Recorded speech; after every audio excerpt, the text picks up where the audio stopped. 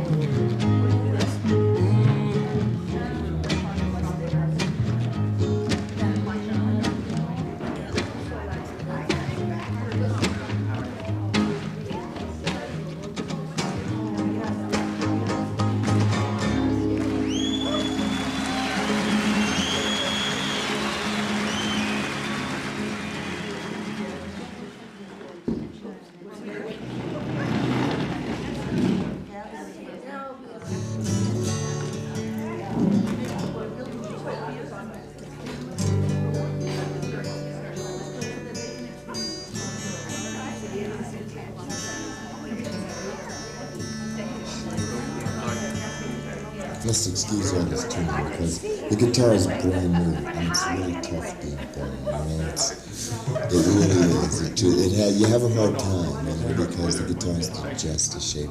It came from New York, Rhode Island, straight to Canada. It's going through changes.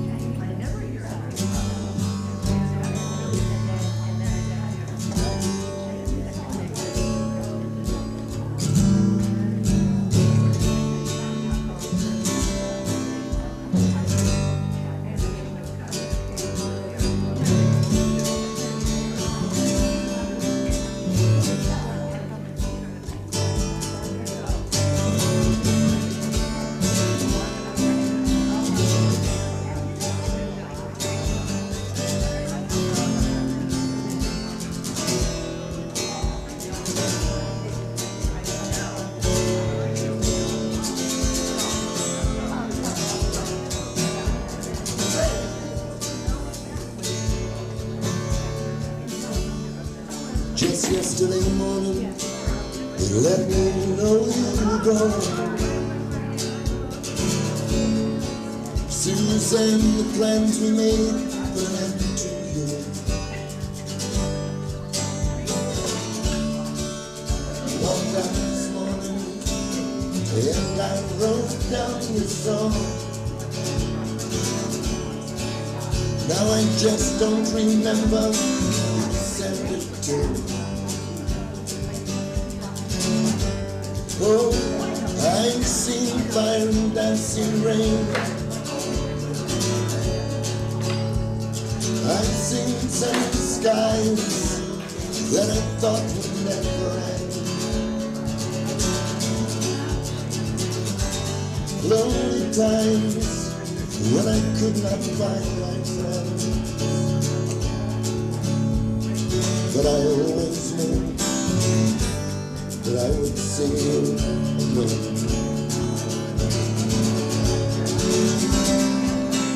Always knew that I would see you.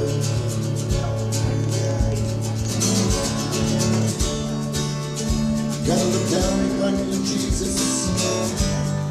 Gotta help me make my stand.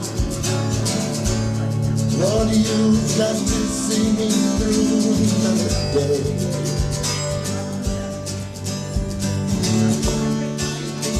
My body is aching, and my time is at hand.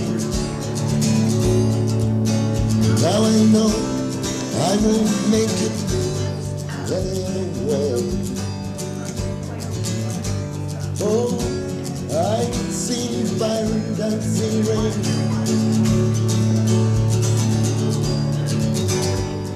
Sunny skies that I thought would never end. Lonely times when I could not find my friends, but I always knew that I would see you again.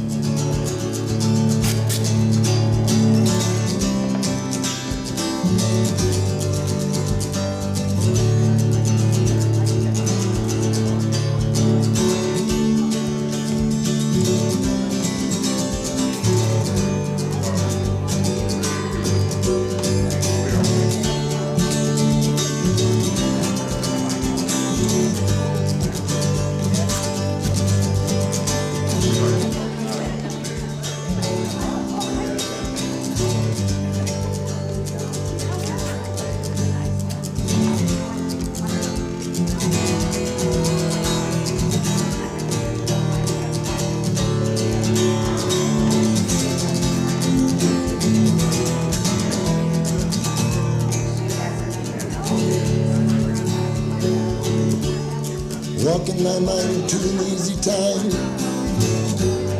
with my back turned to the sun. Lord knows when the cold wind blows, it'll turn my head around. We waste hours of time thinking of things to come, while finding dreams and grooving machines and the young people that broke on the ground. Oh, I've seen fire and dancing rain.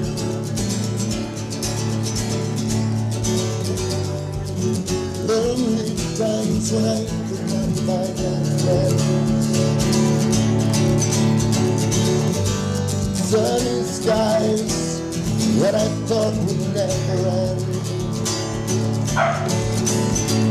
But I always knew that I would see you again. I always knew that I would see you again.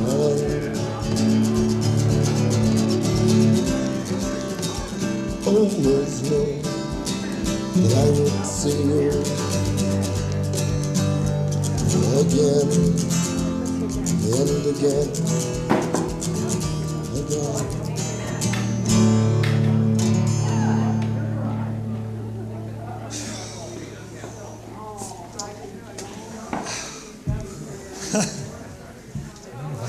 Wrote down the time, hit it really well. I'm glad.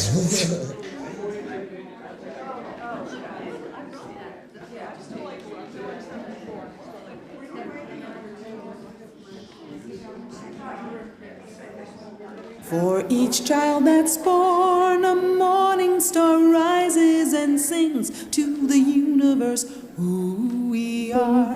For each child that's born, a morning star rises and sings to the universe who we are. For each child that's born, a morning star rises and sings to the universe who we are. We are our grandmother's prayers. We are our grandmother's dreamings. We are the breath of the ancestors. We are the Spirit of God. We are mothers of courage, fathers of time, daughters of dust, sons of great visions. We're sisters of mercy, brothers of love, lovers of life, and builders of nations. We're seekers of truth and keepers of faith, makers of peace, wisdom of the ages. We are our grandmother's prayers. We are our grandfather's dreamings. We are the breath of the ancestors. We are the Spirit of God. We're mothers of courage and fathers of time. We're daughters of dust and sons of great visions. We're sisters of mercy and brothers of love. We're lovers of life and builders of nations. We're seekers of truth and keepers of faith. We're makers of peace and wisdom of the ages. We are our grandmother's prayers, and we are our grandfather's dreamings. We are the breath of the ancestors. We are the Spirit of God. For each child that's born, a morning star rises and sings to the universe who we are. For each child that's born, a morning star rises and sings to the universe who we are. For each child that's born, a morning star rises and sings to the universe who we are. For each child that's born, a morning star rises and sings to the universe who we are. We are one.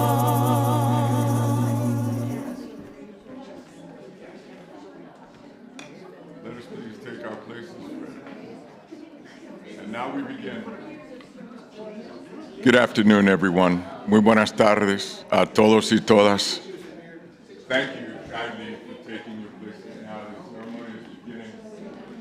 The celebration of life for Fagan Ginger. All right. Doors are open, everyone. Thank you. And now we gather. We've come together this afternoon in loving memory of our grandmother. Please sit down, everyone. Take a seat and make yourself comfortable. Please sit down. In a seat, please.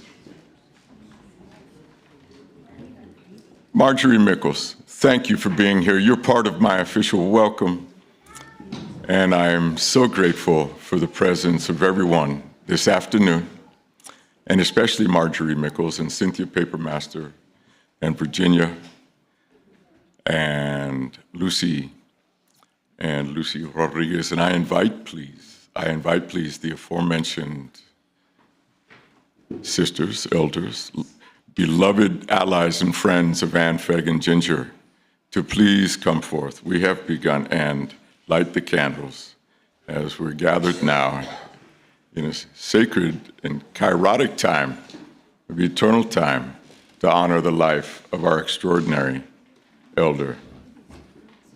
Thank you, ladies. And as they come forward, I'm going to read prayer of the Sioux. I trust that you all can hear me. I'm so grateful for your presence. Grandfather, Great Spirit, all over the world, the faces of living ones are alike. With tenderness, they have come up out of the ground.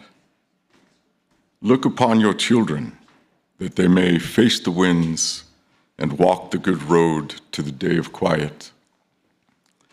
Grandfather, Great Spirit, fill us with the light. Give us the strength to understand and the eyes to see. Teach us to walk the soft earth as relatives to all that live. And I have good people. I have a very special welcome to all of you, and especially to our musician, and to the living and loving memory of his brother, Dorsey Blake, who was extraordinarily important for me in my own path. On this day, we're honoring many of our magnificent elders that have walked the path before us. I was in Mexico when Dorsey passed. It is with great joy and gratitude for being here in this house where I grew a great deal, that I'm able now to welcome all of our ancestors and as well our musician today. And I'm going to do so by singing Kosi Sikelele, God Bless Africa.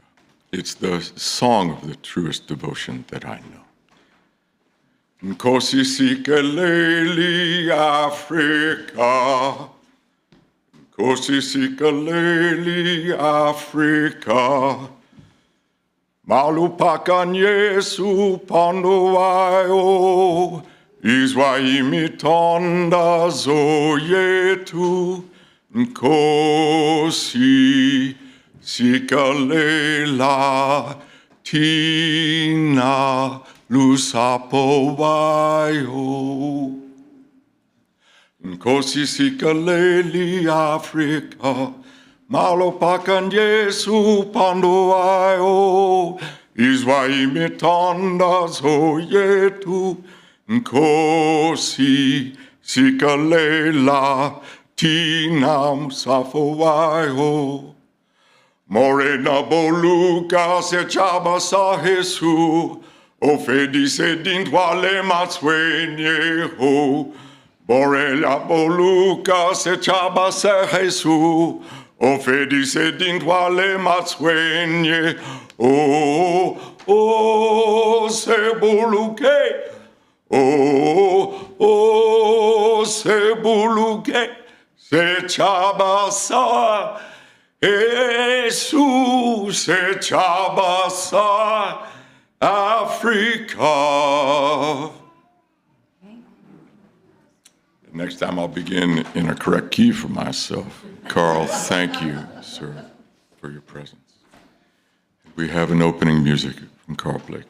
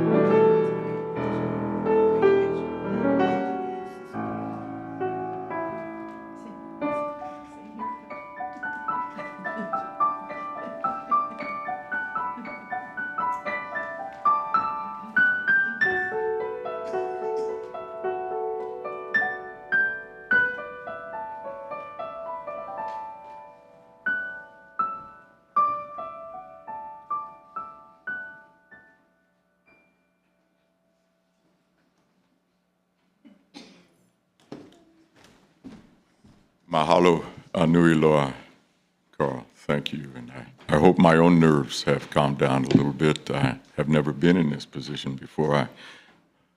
I'm so thankful to see my sister come into the room. The political is fully personal today, and the personal political, the global is local, as we are gathered now. In deepest gratitude for the lives of these heroes and heroines, and also Ann Fagan Ginger above all, with whom it was given to me to be family, and it is extremely emotional this afternoon for me. And now let me do a better job of welcoming us, because we have very special guests that have joined us in Ohio and in Florida. A welcome in our Zoom transmission, the Reverend Daniel Buford in Cincinnati, Ohio. And we'll be hearing from Daniel later. And also the secret weapon of our inner circle, of our family around Ann Fagan Ginger, Mrs. Nicole Sherry Scott in Silver Springs, Florida, who has been so magnificent since August 20th, when the shocking news came of Ann moving ahead. Those of us in the know, we thought Ann might live 5 more years, but she passed on the 20th of August, early in the morning, in a most spectacular fashion. So we welcome those special guests.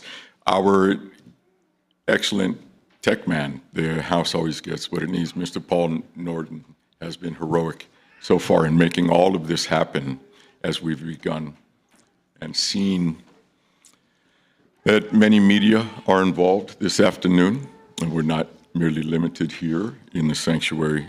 Paul, mahalo nui loa. Thank you so much for making all this great so far.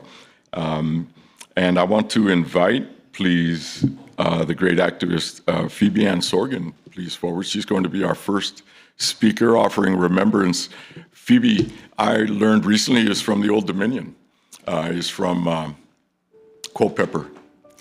And one of the most beautiful, as we live in beauty this afternoon, of all of our culture and American culture is, of course, the melody of Shenandoah, Phoebe, which is being played right now.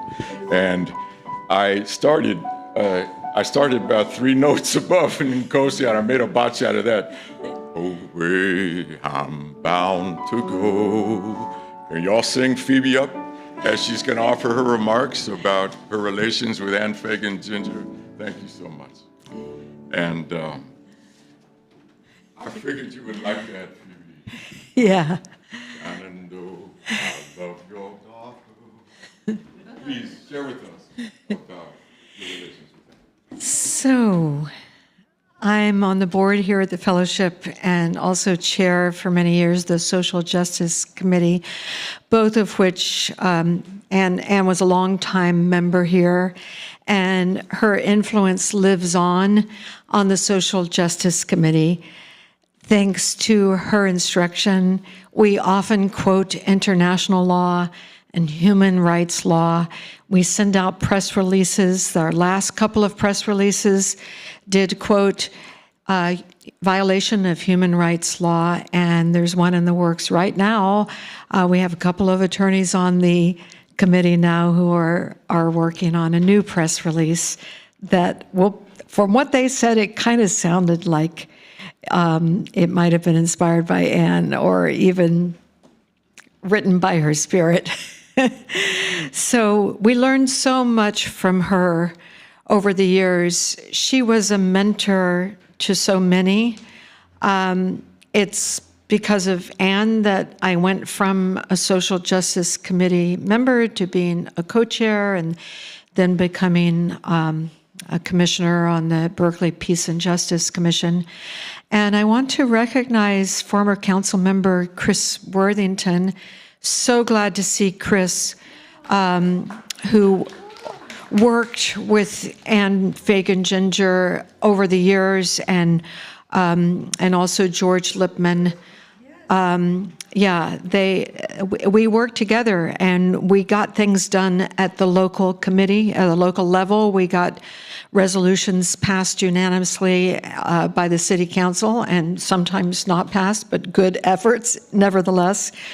So Anne worked at all levels, starting here with our tiny fellowship and rippling out to the city of Berkeley, the whole East Bay, the region. I remember going to Sacramento with her. A delegation of us, 6 or 7 of us, went to Sacramento to lobby, and we had requested meetings, an appointment with Don Peralta, and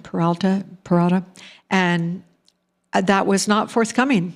Our outreach was ignored. And so she said, well, let's just go. So we did.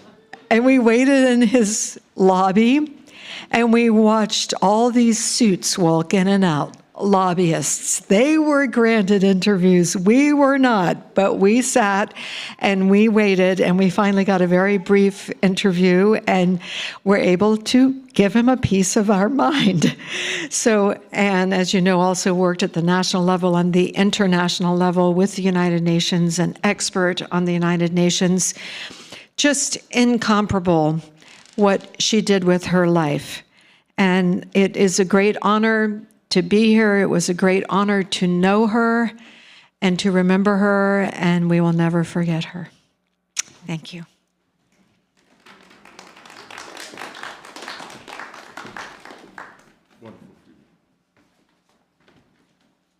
Let us please, as she walks away, let us please hold our wonderful sister Phoebe Ann Sorgan in the light right now. She's going to be getting a new hip within a few weeks, and so may that all go well.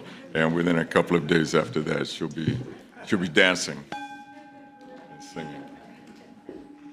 I'm so glad again to see my sister Lisa Porter in the room, because Lisa, when you came, I did a real botch job of Nkosi Sike. You know, I sang it every year at Christmas at home. Boy, sweetheart, burst. Whatever. You weren't with me.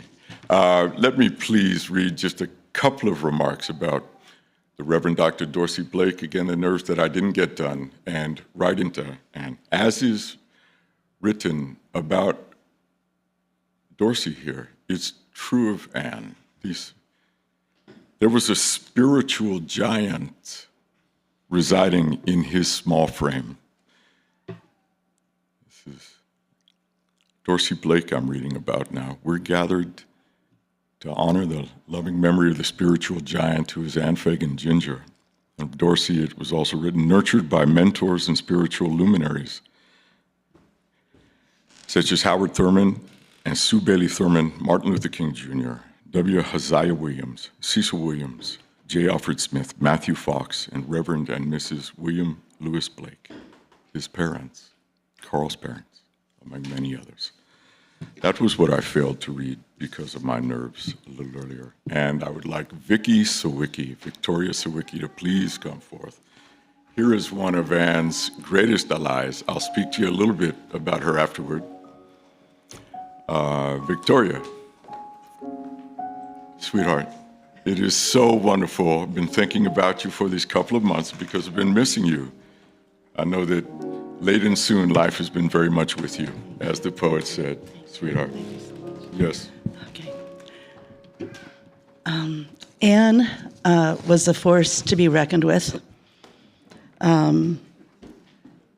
Dear friends and comrades, I am honored, truly honored, to share my memories of Anne with you. She was my mentor for over 25 years. Talk about giants. She was a giant. And I watched her and I listened to her. And we worked together and we worked on the newsletter and we taught students and we did everything. And I'm speechless because I'm also in the room of giants, and I'll go on. I feel like I'm going to try to give you the essence of her from my perspective. I enrolled in a class at San Francisco State, International Human Rights Law, and was a teacher. On the first day, she asked the students, and I was one of them at the time, how many of you got out of bed ate breakfast, and went to school or work. Everyone's hand went up. And then she said in a calm tone of voice, most people in the world, 80%, have no bed to sleep in, nor food to eat, and have no work or school to go to. Thus began my journey with Anne. She engages students, forever asking questions, challenging their notions, ideas, and perspectives, never allowing the errors, misunderstandings, and just plain lack of common sense to go unchallenged.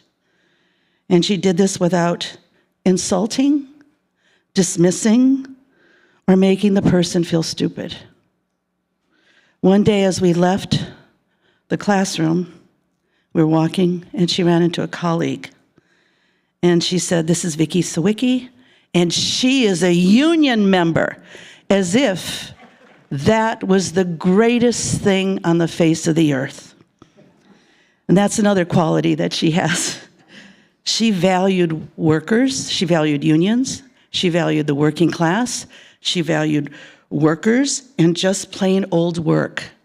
She was dedicated to creating full employment in this country. She's amazing.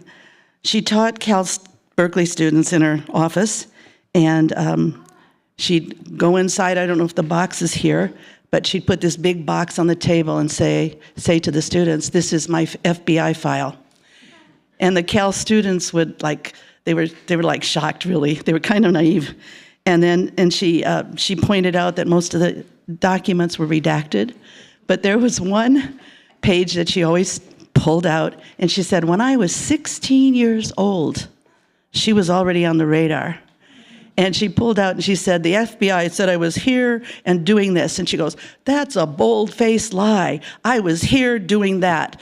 And so she's always has something up her sleeve.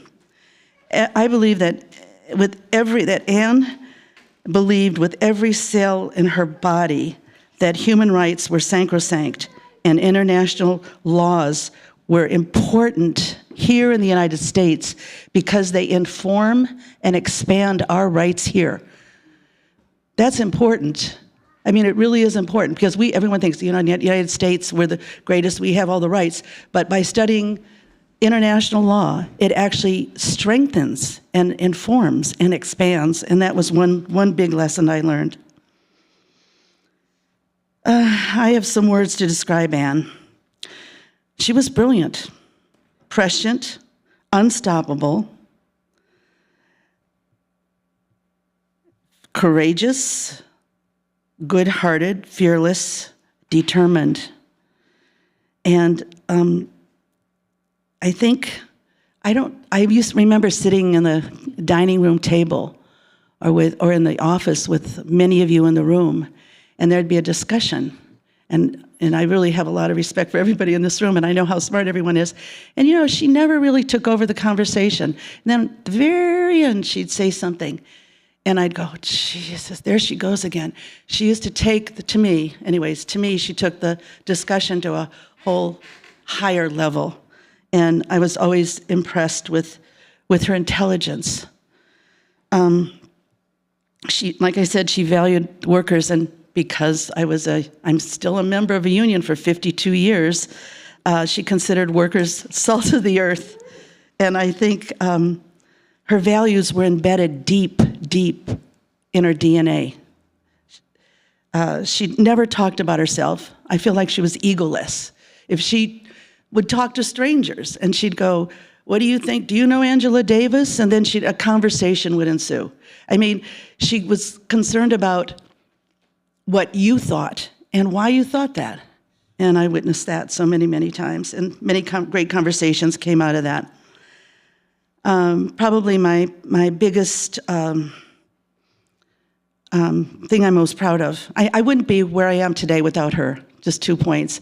In my grievances as a union steward, I would always include the human rights that she taught me. And I would sometimes send the arbitrator, if I was doing an arbitration, one of her books because it contained, and I would say, look at page 42, section blah, blah, blah. And so that because I felt like the workers' struggle was so much a part of what Anne taught and lived and valued. And so I just think that, so I just want to say that. And I also want to say that I'm right now sitting on the Human Rights Commission in Richmond, California, appointed 3 terms. I've been chairperson twice. And I've invited Anne to speak. I've invited George to speak. I'm constantly channeling Anne through this commission. And I have just almost done, the proudest thing that I've done is Anne encouraged me to go to the UN in 2009 for it was a CERD convention against the elimination of all forms of racial discrimination. And I went with Claudia Morecambe, who was a judge from Detroit. And we were 2 NGOs, official NGOs, representing MCLI at the convention. And we brought up the fact that the United States usually was late in their reporting, and also the fact that their reports were woefully inadequate. We had a section on the Cuban Five, but probably the most important thing, this is right after the Oscar Grant, the tragic Oscar Grant, when he died. We brought to the world's attention that his name, and I'm really proud of that. And I think one more last thing. Anne was on a mission her whole life. She didn't stop. And she kind of exploited every kind of crisis in the world and saw it as an opportunity to make human rights live and that they matter. And I think, everybody's talking about human rights. I think she had a gigantic part that played into us re-saying that all the time now. Because when 25, 40, 50 years ago, you didn't hear people talking about, quote, human rights. And I think that was one of Anne's greatest legacy. And I just want to thank you. And I totally miss her. And I totally miss sitting around the kitchen table with a lot of you people. And she was really something. And that's it. Thank you.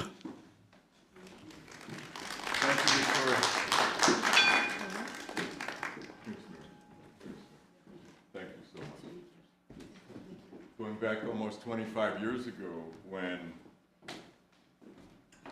I became family with Anne and Richard, and I had my first experiences in the office in the back. Victoria, Vicky Sawicki, what a name, the musical name, but Vicky, no one knocked me out as much as you. I just became enamored of Vicky immediately, and I entered the family and met you, friend, and you've been exemplary to me all these years, sweetheart. Thank you, Victoria, for all that you are. And I want to introduce the notion of the giveaway.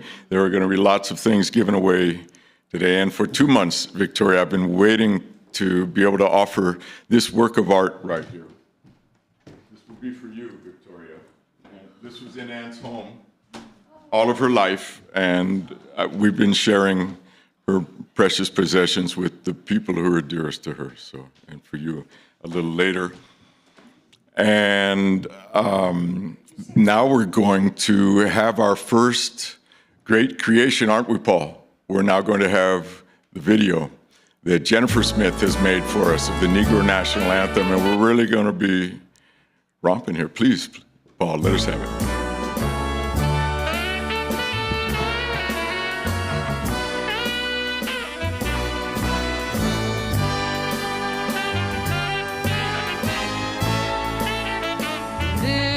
Every voice and sing till earth and heaven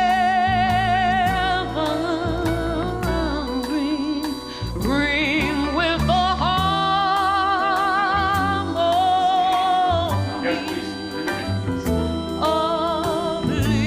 Forgive me, my nerves. Would everyone please rise for the singing of the Negro National Anthem? Thank you. I remain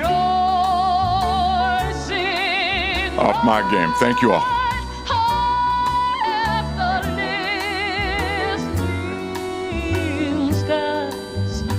Let it resound loud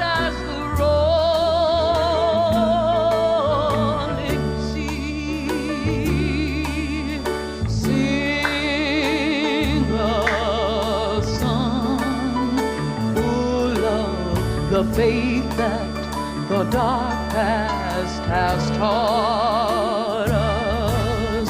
Sing a song full of the hope that the present has brought us, facing the rising sun of a new day begun. Let us march on till victory is won. Stony the road we trod, bitter the chastening rod, felt in the days we know, unworn and done. Yet with a steady beat, on a weary feet, come to the place of which our Father sighed.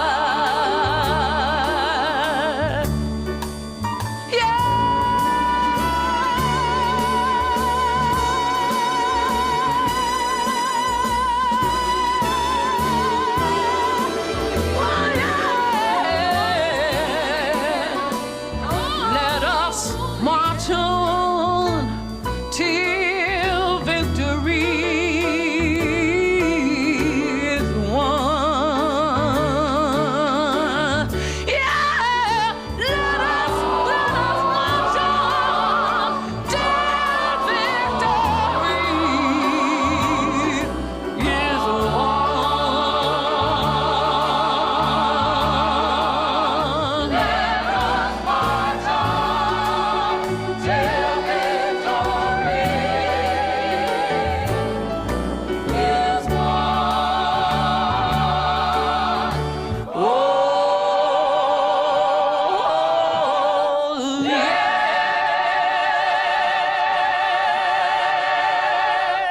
It's an extraordinary video, isn't it? Yes, isn't it wonderful? And thank you for standing. Thank you to Jennifer Smith who created that. Carl, and Paul helps us, we have the lyric for the Negro National Anthem. Please stay on your feet. We're going to sing this together, everyone. Here we go. Can you hear the cue? Okay. Here we go. And we sing with Legion now as we're together.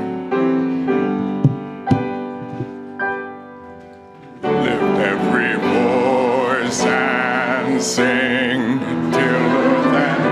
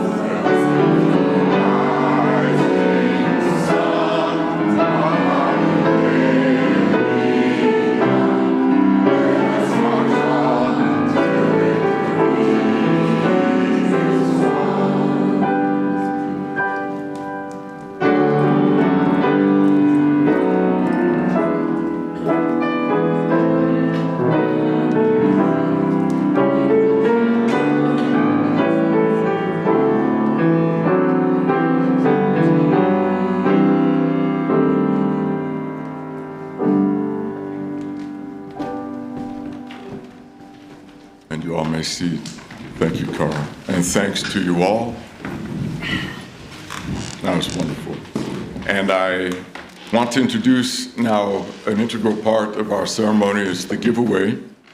Just want to begin with the idea. There's a whole table full of books that came out of Anne's private library. All are welcome to them. Also, her beloved companion, John Richard Chalicombe, one of his works is there. Like everyone, please to take one or two.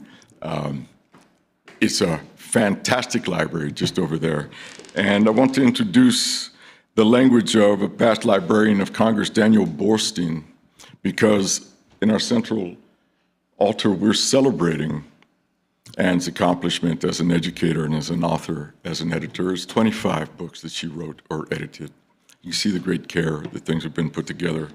The librarian of Congress of our country wrote that very important 1962 book, The Image. He wrote this about the book. He identified it as humankind's single greatest technical advance. For each of us, reading remains a quiet, uniquely qualitative nook of our life.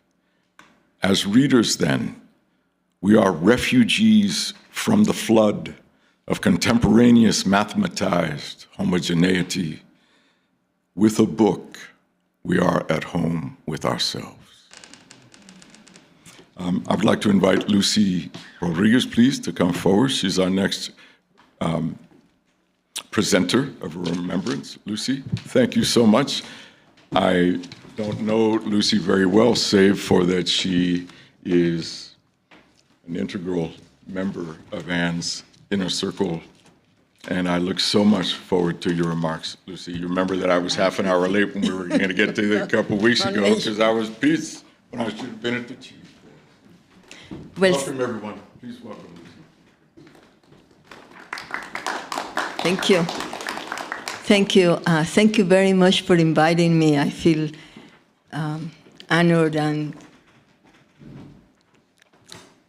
share the pain that I feel about losing Anne.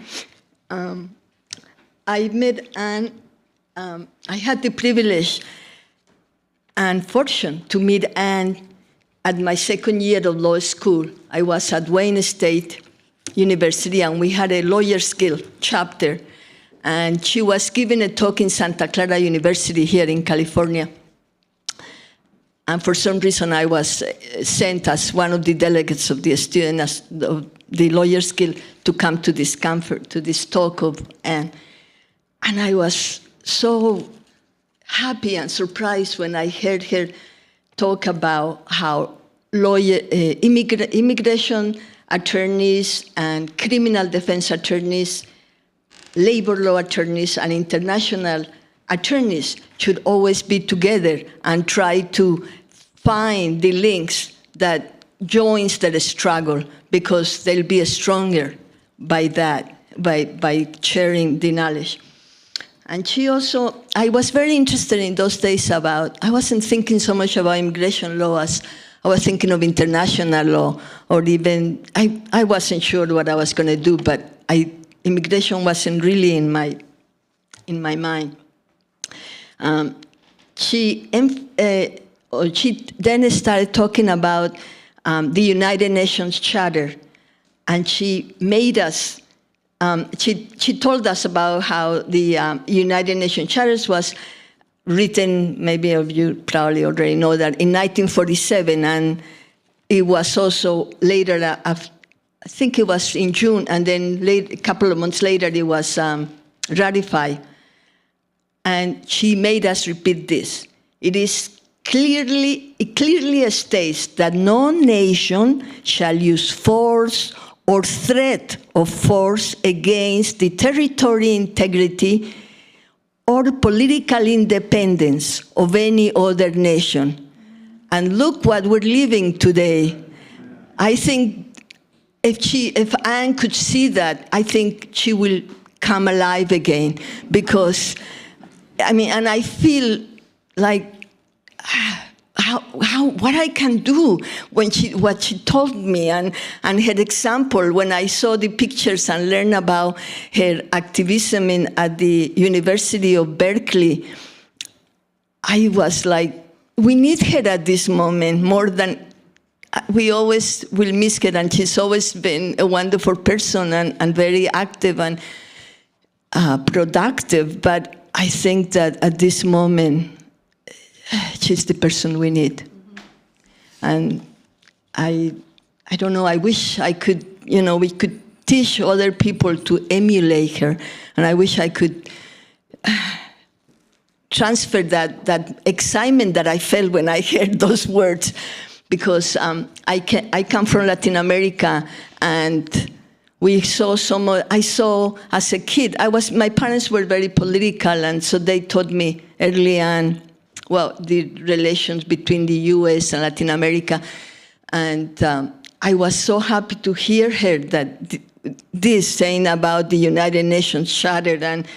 And then this leads me to the next part of my relationship with Anne. We had a small committee here in the United States of people who were interested in human rights in Colombia, because there was a lot of there's been a civil war since 1948, and there a lot of violence against peasants and against the working class by the wealthy people who always feel threatened, their power threatened by any advances that people make economically and in education. So, and this brings me because this a small group of people, we were trying to bring we brought speakers from Colombia to talk about what was happening there, and we tried to publicize. We tried to do what we could to show people in the United States what was happening in Colombia with their tax dollars and what the war on drugs was doing to the country. And this is how I met, reconnected with Anne, because I was now living in the Bay Area, and John Doe is a community in Colombia that is, I'll read a little bit here.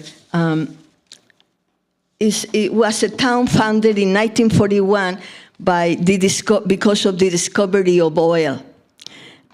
And a subsidiary of Royal Dutch Shell became made the town become a municipality because it was right next to the oldest and largest refinery of Colombia. And so John Doe is the name of the municipality. Was really I went to it, not or in one of my visits there after I was already living in the United States, and they had amazing amenities. They had a swimming pool, and the houses were made out of brick, and there was a hospital, electricity, electricity, and a social club, basketball courts. It was a soccer field, and there was a school system and hospital. I mean, it's just amazing for the tiny community, very poor, right next to the Magdalena River. And all was because this company, did all of this for its employees, its engineers, and all the people who came to work. And talking to the people in John Doe, they said, can you help us so we have some communication with somebody there who will be interested. And so we decided, why don't we try to see if, make it I had heard of sister cities between the US cities and other country cities. So it occurred to us to do that. And some of the people here then got in touch with Anne, and she got very excited about the idea, and she actually explained to us the steps and what we had to do to make John Doe, if we wanted to see if we could make a city with a sister city to Berkeley. And it happened. In 1999, John Doe became the sister city of, Berkeley became the sister city of John Doe and vice versa.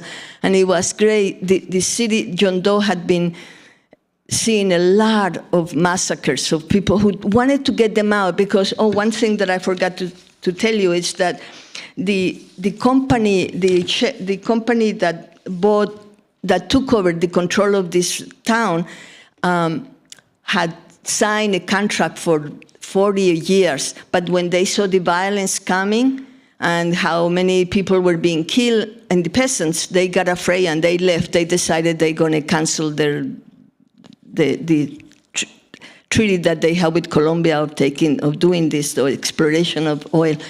And so these people benefited by having a sister city like Berkeley there, and it did stop some of the violence and things changed. So I'm very grateful to Anne for that, and I know a lot of Colombians know about her because of her efforts in telling us what to do and who we should get in touch with and what kind of letters we should write and all that.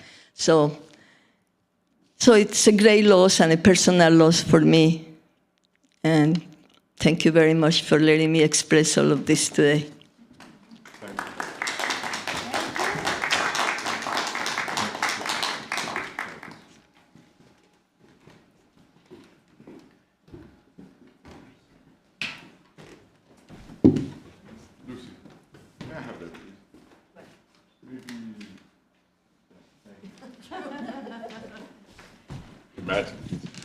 And I have made a couple of mistakes on the day that I didn't acknowledge. There was the order of our speakers is not for the program is not the same as it is in our service this afternoon. I apologize for the inconvenience to a couple of speakers. I also left Virginia's name off. Those are the couple of things. So Walter, I had not been able to give you that information that you were going to follow Lucy. So grateful for the presence of our older brother from North Carolina. I believe what's next in the program after Lucy is that S. McDM, that's me, Stephen McDermott Myers, intros Walter Riley. And this is my choice. James Baldwin wrote this. People pay for what they do, and still more for what they have allowed themselves to become. And they pay for it very simply by the lives they lead. The crucial thing here is that the sum of these individual abdications menaces life all over the world. For in the generality, as social and moral and political and sexual entities, white Americans are probably the sickest and certainly the most dangerous people of any color to be found in the world today. Walter Riley has been known to me since I entered Anne Fagan Ginger's family, and he's one of the persons I most admire, and I'm immensely grateful to him for being the most steadfast and strong companion, and in the family and in the inner circle of our great elder. Walter, I'm very nervous this afternoon because I haven't done this before. I have not been in this situation. Would you please come forward, sir, and grace us with your presence up? It's such an emotional afternoon for me that I find I don't really know what's going to be coming. Thank you, sir.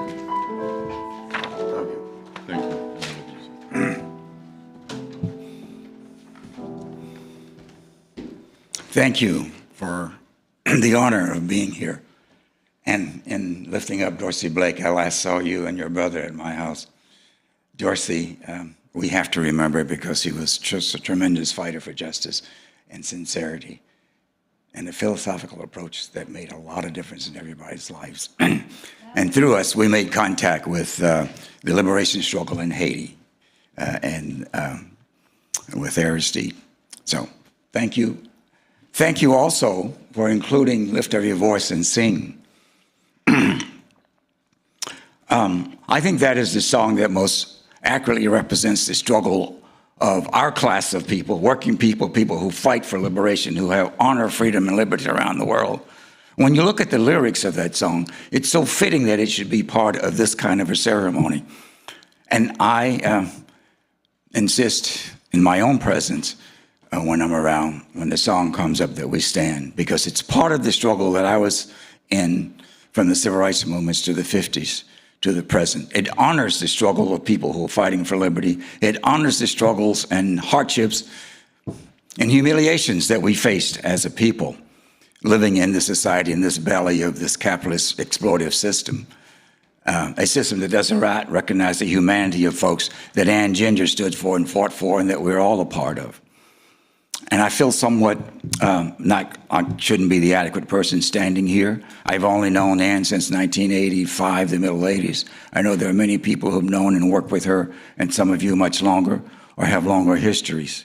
But I think that that's part of the struggle of all of us to build the world that we can envision through the words that Ann has made so important in our lives, the idea of international unity, the international laws that we have to abide by, the idea that we should hold our country to the values that we pretend to represent, that we make part of the language of our PR campaign, but it's not actually the language or our actual work. When we understand the horribles of the world that is so much visited upon people by our tax monies, by our people, by our children, friends, cousins, parents, that we've been part of the struggle around the world against some of the liberties that people fight for. But we in this room and the people that we have been a part of have fought on the right side of history and liberty, and that we want to continue to be that. And when we honor somebody like Ann for 100 years of living, for all the decades that she fought for the sense of liberty, the sense of justice, and to instill in people the rights that they know they should have, that are called inalienable rights, and we make them real by fighting for them and making them part of our everyday, and not the rhetoric of some racist landowner.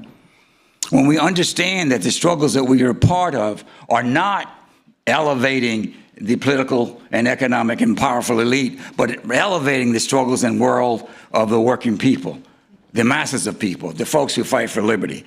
And that's what Ann has been a part of. That's what Meiklejohn was a part of.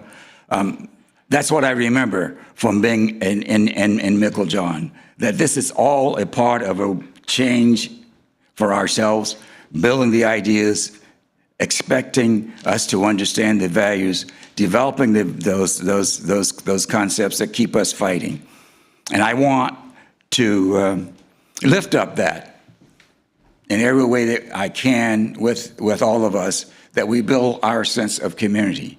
Right now, we can see both in our country and our support for genocide in so many parts of the world, Gaza, Sudan, what we've done in Africa and what we're doing in so many other places, that we have to try and honor these laws that Ann has lifted up so much, that she's talked about, the books that she's written, that Meiklejohn was a part of.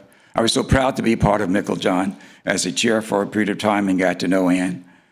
And so proud that Ann is recognized in so many parts of the world as a person who can, in fact, instill some of these values in people.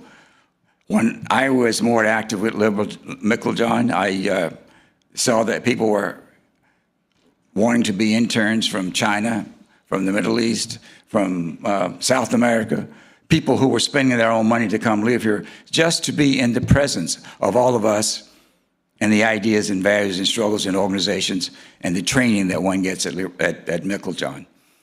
And maybe there's a way for us to try and move forward with those ideas at some time as we honor Ann, as we honor the struggle. I see this memorial and any additional memorials for Ann to honor all of us and all of our struggles. Every one of us are a part of a fight for justice and liberty. And our sense of developing that world where humanity is more important than the property rights of the rich folks, the landowners, when the humanity is more important than the rhetoric we have for honoring the founders of the nation, when we look at the language of the celebrations, that we want something different. We have learned that the founders consciously attempted genocide against the natives. We understand that they, in their own language, not in our make-believe rhetoric, that's the language of George Washington. Let's take the land and let's get rid of the people who are on the land right now. Yes. He wrote it, if people don't know that. And when we think about singing the national anthems of the slave owners, we don't recognize the language that comes from lift every voice and sing. Stand when you hear it, and honor the struggles that we're all part of, but honor the history that we have to continue to embody in our everyday lives. That is part of the legacy of Anne Fagan Ginger. And if Anne's Fagan Ginger is going to be important for the rest of our lives, we have to remember that it's the value of things said, the value of things done, the actual practical work that we are engaged in. The struggle for liberty goes on. Thank you.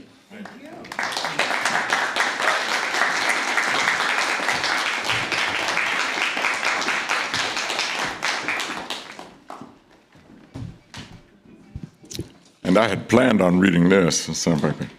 It takes strength to remember. This is one of my intentions to read before Walter's presence. It takes strength to remember. It takes another kind of strength to forget. It takes a hero to do both. This is also from the pen of James Baldwin. People who remember court madness through pain, the pain of the perpetually recurring death of their innocence. People who forget court another kind of madness, the madness of the denial of pain and the hatred of innocences. And the world is mostly divided between madmen who remember and madmen who forget.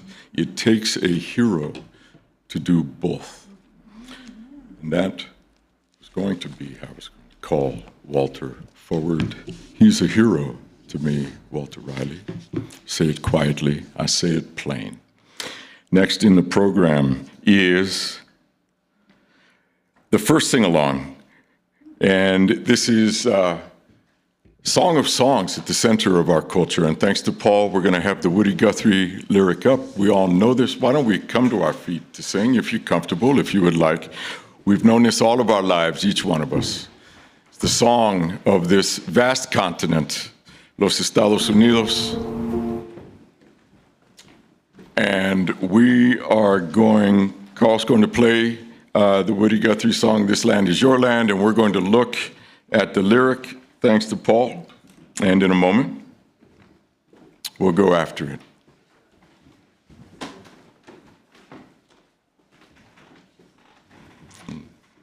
Yes? Shall we please, Maestro?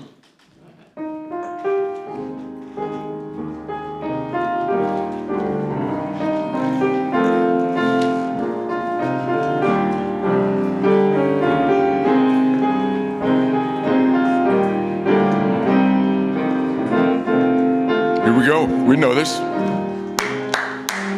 land is your land. This land is my land. From California to the island. From redwood forest to the coastal waters. This land is made for you and me. That river of highway I saw.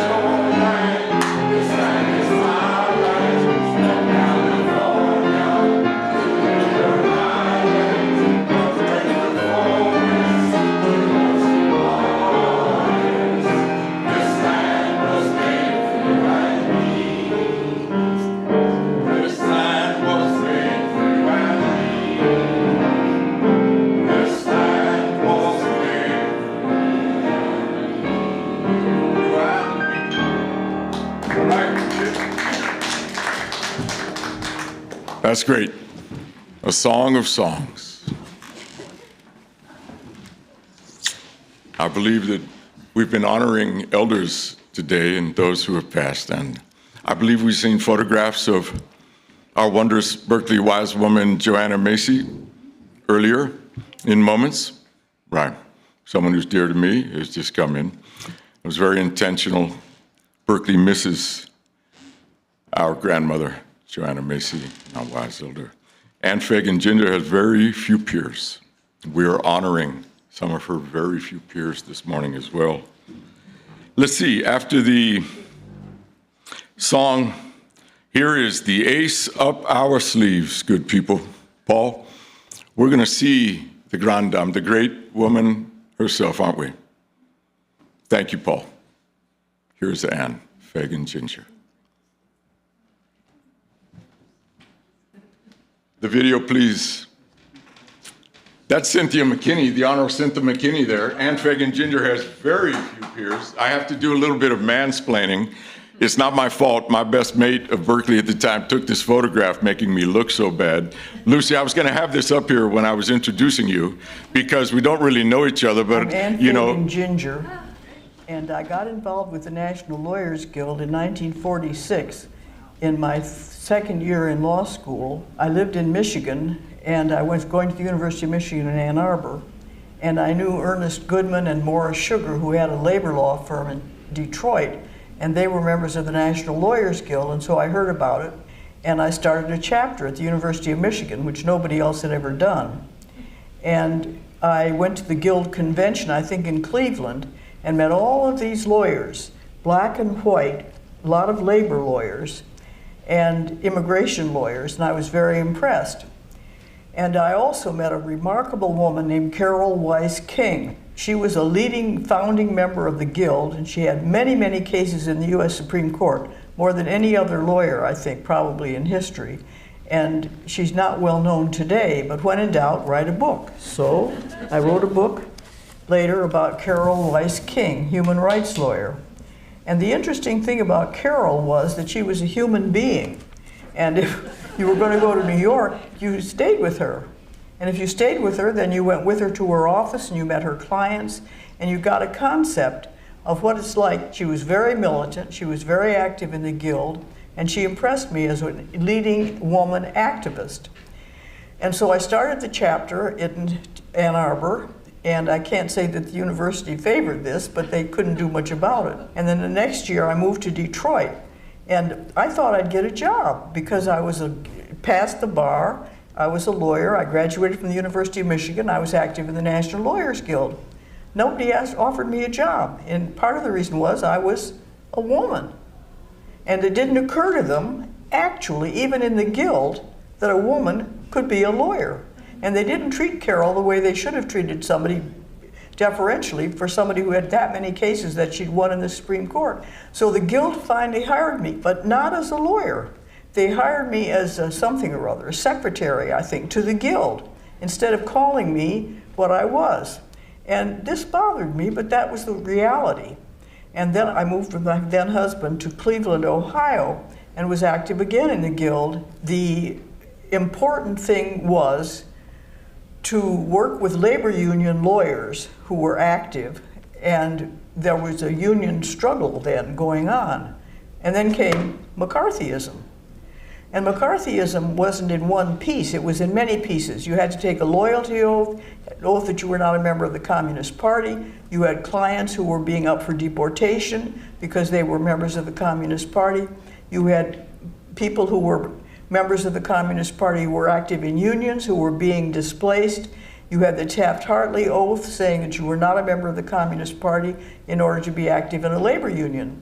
And so we were being attacked constantly. And if you had any principles or any ideas, you kept them to yourself, or you went to jail, or you were up for deportation. And so anyone like me who was raised in a radical family and who believed in labor unions and actually believed in socialism, you were under attack. And so the reality is that from 1952 until 1972, in the various states where I lived, I could not practice law because I wouldn't take an oath that I was not a member of the Communist Party Or if I took such an oath, the FBI said it wasn't true. And so for those years, from 52 to 72, I couldn't practice law in the states where I lived, although in 1959, I won a case in the US Supreme Court because I was admitted in Michigan in 47, I was admitted in Ohio in 48, and between 48 and 52, I practiced in Cleveland. And so in 1959, I won in the Supreme Court based on a case I handled in Cleveland in 1952, even though in 59 I lived in California and wasn't admitted to practice in California. And I don't think people realize quite the extent of McCarthyism, how it sharply affected the lives of lawyers. And if you affect the lives of lawyers, you're affecting the lives of all of the people who would be represented by lawyers. So in those years, from 54 to 59, I worked in the National Lawyers Guild National Office. And of course, I was very smart, and I knew the Guild didn't have much money. And so I figured out what it cost me to pay a babysitter to take care of my kids for 4 hours a day, plus my transportation time. I figured out what the subway fare was and what it cost to eat, and I charged the Guild just a little bit more than it cost me per day. And I worked 4 hours a day for the Guild and 4 hours a day with my kids, because I didn't want somebody else raising my kids. So I did what nobody liked. The ladies in the park who stayed home all day didn't like I was only there half time, and the people at the Guild didn't like it because I was only there half time. But I was determined to raise my kids and have a job half time. And so I was pleased with what I did, and I was so careful to be efficient that in 4 hours a day at the office, I accomplished what otherwise you would accomplish in 8 hours a day. And I think that Carole King, similarly, knew how to take care of many defendants, but immigration, as you know, is not a criminal case, it's an immigration case. So she represented many people up for deportation or seeking citizenship, and she did not charge them large sums. She came from a wealthy family, I did not, so she could afford it and I couldn't. But she was an unusual human being, and I wrote the book. I tried to sell it, and I think I tried with 20 different publishers before I finally found one many years later who would publish the book. And I had gotten her FBI file by then, and I stuck some of that in. And then when I sent to get something or other from some relative, they said, would you like to see her love letters? She had died by then. So I said, of course. So at the last minute, I stuffed into the book her love letters. So this is the only book about a lawyer that has both her FBI file and her love letters. I've always thought it was important to know about other people. So then I did a book called The Relevant Lawyers. And when I moved to California, I had a bunch of classes. They weren't really classes, but I interviewed lawyers, important lawyers, in front of students so that they would get a concept. And I wanted to show that men and women lawyers, black and white lawyers, labor lawyers and other lawyers, were all doing interesting things. And so I did have interviews with these lawyers, all of whom, of course, were members of the Lawyers Guild, to try to show the many different aspects of being a lawyer. And it isn't just one thing, it's many different things. But all of the lawyers in common were members of the Guild and were active in the Guild. What is important about the Guild is that all of these different kinds of lawyers have a common base. And I would say that base is the U.S. Constitution, Bill of Rights, and the UN Charter. And the UN Charter and the treaties are not mentioned often, but in reality, labor lawyers, immigration lawyers, international lawyers, criminal defense lawyers, all have a common law that they can turn to that I don't think is commonly discussed, and I think that that's a mistake. And I urge the Guild to have labor lawyers talk to non-labor lawyers, immigration lawyers talk to criminal defense lawyers, because I think what's important, if we're going to save our democracy, we're going to have to expand it. And in order to expand it, we're going to have to all see that the law is connected. This is a picture that was taken in 1962 at the first meeting of integrated lawyers in the South in 1962 in Atlanta. And it was all black and white lawyers. As it happened, I was the only woman present. And I think that's significant, that in 1962 you could have a meeting of 50 lawyers or more, all lawyers practicing, and only one woman. And then there was some guy there that wasn't a lawyer. I think his name was King. And by 1962, Reverend Martin Luther King Jr. was famous, but not as famous as he became. And since everybody knew me, since I'd worked for the Guild, they asked me to make a speech. And it's one of the careful speeches I made, I think, which you have to remember, 1962, and it's hard to realize back then. So I carefully said I was very happy to be invited to speak, and I was glad to meet Reverend King, and that to be in Atlanta, Georgia, and see what the South was like. And then I said, and I'm really sort of interested that I was capable of this, I said, you know, maybe in 30 or maybe 20 years, in addition to having a civil rights movement, we might have a woman's movement. Because nobody was talking about a woman's movement at that point. And I was very careful how I raised it. And you can see that being surrounded by men, it was before we talked about the rights of women and the need for women being active, although women were active. There were a few active women. One of the things that excited me about the Guild was its relationship to the United Nations. As you know, the United Nations was founded in 1945. And while I was in law school, I discovered this document called the United Nations Charter. And it had all kinds of strange things in it. It said, for instance, no nation shall use force or threat of force against the territorial integrity or political independence of any nation. Article 2.4. Now that's quite a statement. Threat, force, or threat of force, that means the U.S. Department of Defense is illegal. Just repeat that. The UN Charter, which the U.S. helped to write, says specifically that no nation shall use force or threat of force against the territorial integrity or political independence of any nation. And that impressed me as I was in law school. And there's another wonderful article in the UN Charter, Article 55. The United Nations shall promote. It doesn't say shall not abridge, as in the U.S. Bill of Rights, or shall not deny rights. It says the United Nations shall promote universal respect for and observance of fundamental human rights and freedoms for all without distinction as to race, sex, language, or religion. And Article 56 says every member nation shall do what's in Article 55. So the United States has agreed to promote respect for human rights without regard to race, sex, language, or religion.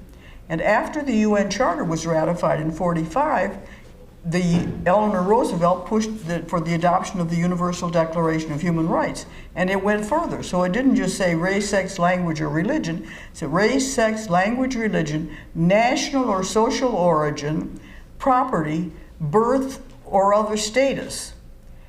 So those were the sections that were agreed to in the Universal Declaration of Human Rights. And then when those were made into a treaty called the International Covenant on Civil and Political Rights, they agreed that birth or other status meant disability or sexual orientation. So the U.S. has ratified a treaty by a 2/3 vote of the Senate, President signing, that says we shall have no distinction based on race, sex, language, religion, national or social origin, property, disability, or sexual orientation. Now that is important news, and most lawyers don't even think about it or are not aware of it. Most Congress members and legislators are unaware of it, and most judges are unaware of it, and yet this is actually the law and has been the law since 1945. And one of the things I liked about the Guild was that the Guild was involved with the formation and the building of the United Nations from the beginning. The work that I do comes from where I came from. My family was a radical family in Michigan.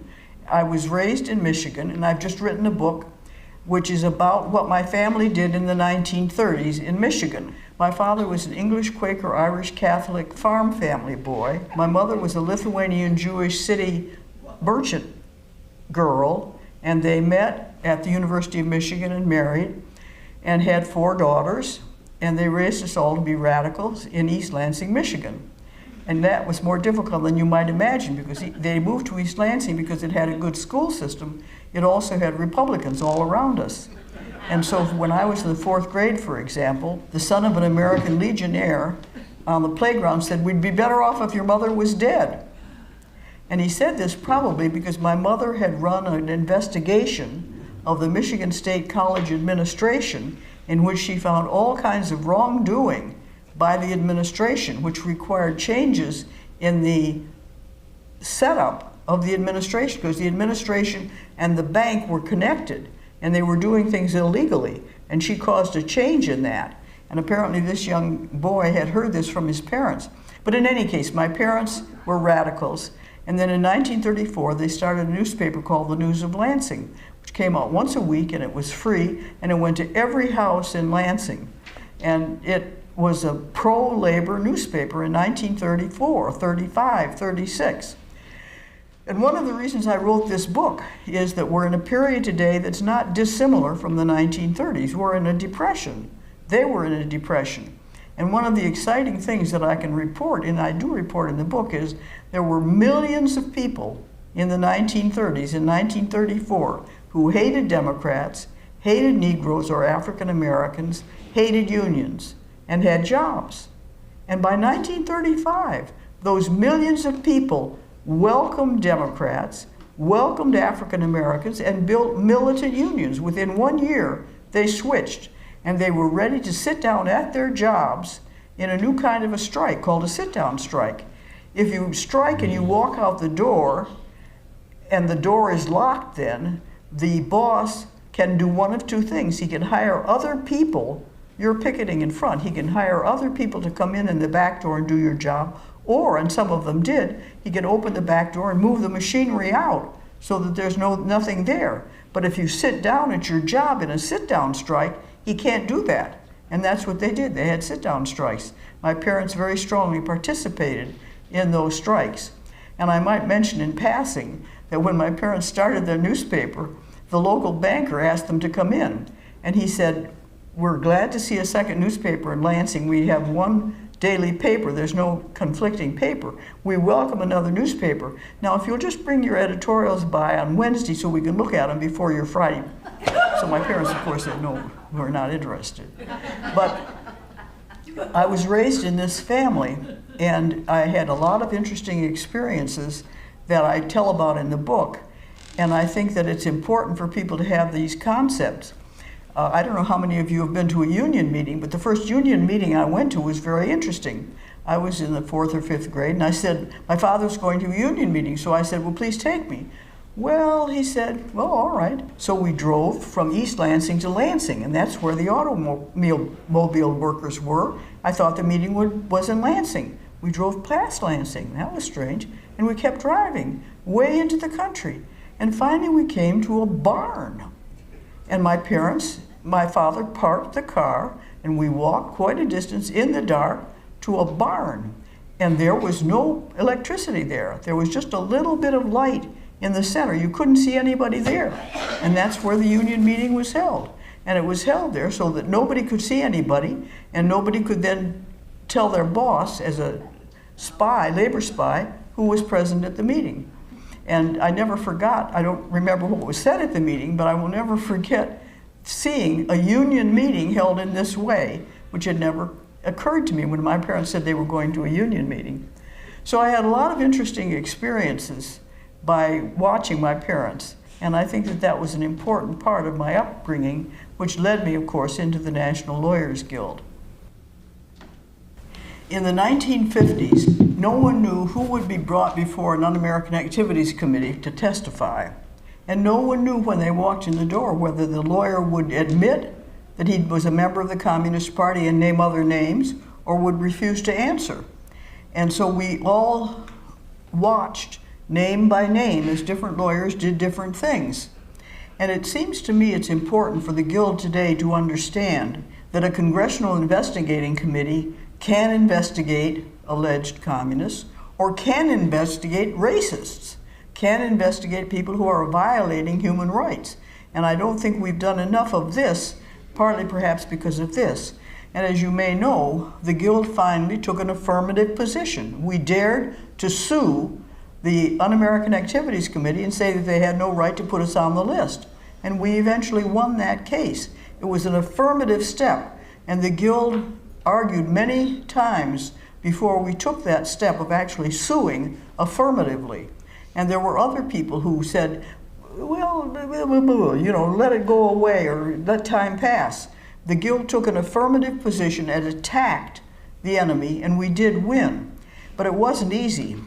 And one of the things that I learned during that period, I represented a woman, white woman, in Columbus, Ohio. I'd moved to Ohio by then. And she was the faculty wife of somebody at the University of Ohio. And she had, she was stupid. She had black friends in Columbus, Ohio. And she was a radical. And so they called her before the Ohio Un-American Activities Commission and asked her if she was a member of the Communist Party, which she declined to answer. Is your husband a member? She declined to answer. Are these two African-American men members of the Communist Party? She declined to answer on the basis of the First and Fifth Amendments. That was in 1949. And I represented her then before the Ohio local criminal court. She was convicted of contempt at the trial level. We lost in the appellate court. We lost in the state Supreme Court. So I went to the U.S. Supreme Court. By now it's 1956. And the Supreme Court had changed under Chief Justice Earl Warren, was deciding in favor of people who had refused to answer. So I went back to the U.S. Supreme Court, sent it back to the Ohio Supreme Court. The Supreme Court affirmed his previous conviction and went to the U.S. Supreme Court. And luckily for me, I had learned something from all of the lawyers I met in New York in the Lawyers Guild. So I didn't just argue that she had rights under the First and Fifth Amendments. I also argued due process, that she had not been told that after she'd refused to answer, that they would require that she be forgiven for her answer. And so as a result, I argued that she had not been notified that there was this rule and that she had a right to refuse to answer. And actually I won on this due process right. I learned from that you can't win on First Amendment. You may not win on Fifth Amendment. You may win on due process. You may win on the right to have your rights guaranteed. And I think that's an important point for lawyers today to realize. We may not win on the free speech right or the civil rights right. We may win on due process. I would say that when I worked in the Guild from 54 to 59, two things were happening. One thing is we were being attacked by the Un-American Activities Committee and by the committee in the Senate Internal Security Subcommittee, and by the state bar associations. And at the same time, there was this movement beginning in the South for civil rights. And immediately, the Guild lawyers got involved, both from the South and in the North went south. And there we had the CASL, the Committee of Assistance to Southern Lawyers, and white lawyers in the North met lawyers in the South. And we'd always been careful to be close to the Black Lawyers Association so that we were working together. And so you had two things happening. We were fighting against the Un-American Activities Committee, and we were fighting for civil rights. And as this movement slowly began to end, this movement grew stronger and stronger. And the same lawyers, of course, were involved in both of these movements. So that I would say that the civil rights movement began and grew with the help of Guild lawyers from the North and the South as we were struggling against this Un-American Activities Committee business. And the exciting thing was that it's just riveting and extraordinary to have Anne in our presence again, isn't it? In a pink seersucker shirt. She's the most styling and modest. She's the complete humility of the truly great. Anne Fagan Ginger, presente, everyone. Presente, right? And I would like, please, to invite one of our familials, Reverend Meg, would you kindly come forward, please, and be next to me? Reverend Meg Whittaker Green, you've got your readiness. Meg asked me to read this, y'all, so please stand next to me, right? Meg, I'm thankful to you for doing this, friend. Anne Fagan Ginger, fearless, visionary, path and groundbreaking American attorney, writer, editor, teacher, and professor of law, political activist, founder and executive director of the Meiklejohn Civil Liberties Institute, polyvalent employee, and Lifetime Achievement Award winner of the National Lawyers Guild. She actually was given multiple Lifetime Achievement Awards. Renowned expert in human rights, the United Nations Charter, statutes, and treaties, pioneer in the field of international peace law, indomitable champion of labor, civil, equal, and human rights of all, passed away on August 20th, 2025, at her home in Berkeley, born on July 11th, 1925. In East Lansing, Michigan, she was 100 years young. Mrs. Ginger is survived by her son, James Ginger, also of Berkeley, and older son, Thomas Ginger, also a lawyer, died in 1990s from complications arising to multiple sclerosis. In May 2020, Anne was preceded in death by her beloved companion of more than 20 years, John Richard Chalicombe, known as Richard, the writer, photographer, journalist, environmentalist, and World War II conscientious objector. Alongside her astonishing catalog of accomplishments, the vast scope and reach of her protean 7-decade legal career, Anne's unwavering example of steadfast service, that's a biblical word, ain't it? Right? I dropped that with Walter earlier. To the just rule of law, to the living and the commons, toward a sane, humane society, local and global, to peace and the course of civilization, nothing less. Combined with her indefatigable work ethic, inviolable personal integrity, inspired the strongest sentiments of admiration, esteem, fellowship, and solidarity among colleagues, allies, and acquaintances. You're going to speak of that, aren't you, friend? Celebrating the centenary in an essay published on July 10th, which appreciated Anne as an outstanding figure in the history of the Guild, attorney Peter Goldberger, presente, is an elder, a Quaker, on the bar for 50 years in Pennsylvania and in Connecticut, and we're very grateful to him here in this moment. This man wrote, her intellect, courage, creativity, and determination make her a worthy role model for all those who strive to combine the highest professional standards with a dedication to steady principles and a relentless determination to uplift and serve the powerless and oppressed. Lastly, close comrades, fellow activists, former students, and some 400 MCLI interns regarded Anne as a tireless beacon and icon of human freedom.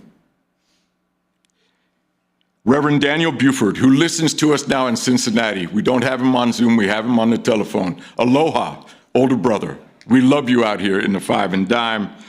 Director from 2000-something to 2000-something of MCLI, an anti-racism educator, human rights advocate, artist, and teacher, referred to her publicly as the Oracle of Justice. Meg, thank you for asking me to read it. You're welcome. Am I speaking now? Go. Go. Actually, I'm going to talk about another facet of Anne's life, and that is her relationship with Richard. I have been witness to many love stories in my life and many people in love. I have never known anyone any more in love than Richard and Anne, ever. The depth of their commitment to each other was really inspiring, and I have several stories. You have 3 minutes, sweetheart. Sorry, that's the way it goes. The first one is, when I first realized that there was another facet to Anne, was when we were having a meeting. Richard had decided he needed to talk about some end-of-life issues and decisions he wanted to make. So we had a meeting. Abbott, my partner, Abbott Foote, was there. I was there. Anne, Richard, and C.J. Hunter, who is a medical navigator and a friend. And Richard brought up all these issues, And everyone was very serious, and Anne was extremely serious looking. And at some point, Richard tilted his head, and he gazed over at her, and he said, "Well, I am planning to stay around for a very long time because I have to keep teasing Anne." And her face just blushed. She blushed, and I realized that I was looking at about a 21-year-old young woman who was absolutely and totally in love, blushing, smiling, just radiant. And then, and then Abbott and I were in the rehab center near their house with Richard one day. Richard was being hospitalized there and learning to walk again because he was in bed most of the time and could not walk. And Anne came into the room, and she had her cane, and she was very determined, and she just strode over to the bed, looked at Richard, put down the cane, and climbed over the entire apparatus that was supposed to keep him from falling out. She just climbed right over and lay down right next to him. And Richard just reached over and held her hand and held her in an embrace. And they'd lie like that together. And every single time she came to see him, this was repeated. Amazing athlete. Esteban. I can confirm every single time. Yes. Esteban, I also am going to talk about the day that Anne decided it was time to leave. Anne had goals in her life. One was to be 100 years old, which she turned in July. So she was now 100. She also wanted to work on her book, but she had really slowed down in the last several months and had a lot of trouble seeing with macular degeneration. And she really couldn't work on her book. And on Richard's birthday, she simply at supper time went limp. She didn't say anything, she didn't do anything, she just went limp. She was gently carried to her bedroom and put into her bed. And then I talked with the caregiver. The caregiver said, ever since Richard died, Anne has always lain on her back to sleep, always. And I said, well, what's happening? And she said, well, she's lying on her side.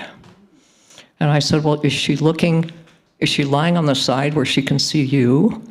Or is she looking at the wall next to the bed? And she said, well, she's lying on her side, looking toward the wall.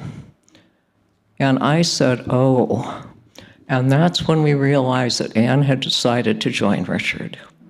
Because when they slept, she always slept facing the wall, and Richard always slept with his back against the wall facing her, and they simply curled up and held each other all night. And she lay on that left side, just looking at that wall. And we thought, okay, she's made her decision. And days later, she simply opened her arms early one morning and said, Richard, and left this earthly plane. She simply left. No struggle, no pain. She just simply left. And this relationship, to me, they're together, and it's been one of the more inspiring relationships of my entire life, and always will be. Always will be. Thank you.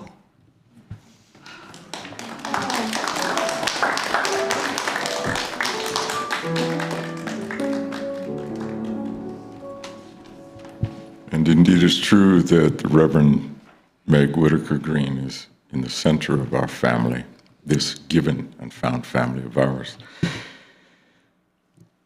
We now get to hear the voice of and see, we get to go back in time now. We're all going to be glad about it. Would you be so kind, Paul? I think a star is going to drop in.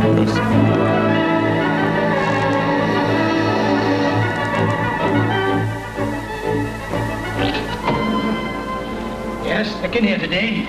It's hot as hell. Aye, it's always warm. Many of you will remember these scenes from the film Proud Valley, in which the story of a Welsh pit in the years just before the war starred the great Negro singer and actor Paul Robeson. 9 years later, in May 1949, by arrangement with the Scottish area of the National Union of Mine Workers, Paul Robeson gave a special concert for miners in the Usher Hall, Edinburgh. All the Scottish coalfields organized parties to the capital that evening, by rail and by road. They arrived in their hundreds. That evening, the miners came to see Robeson.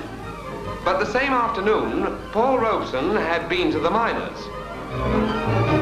Accompanied by the area agent, colliery manager, and union officials, he kept a dinner date in the canteen at Woolmet Colliery on the outskirts of Edinburgh.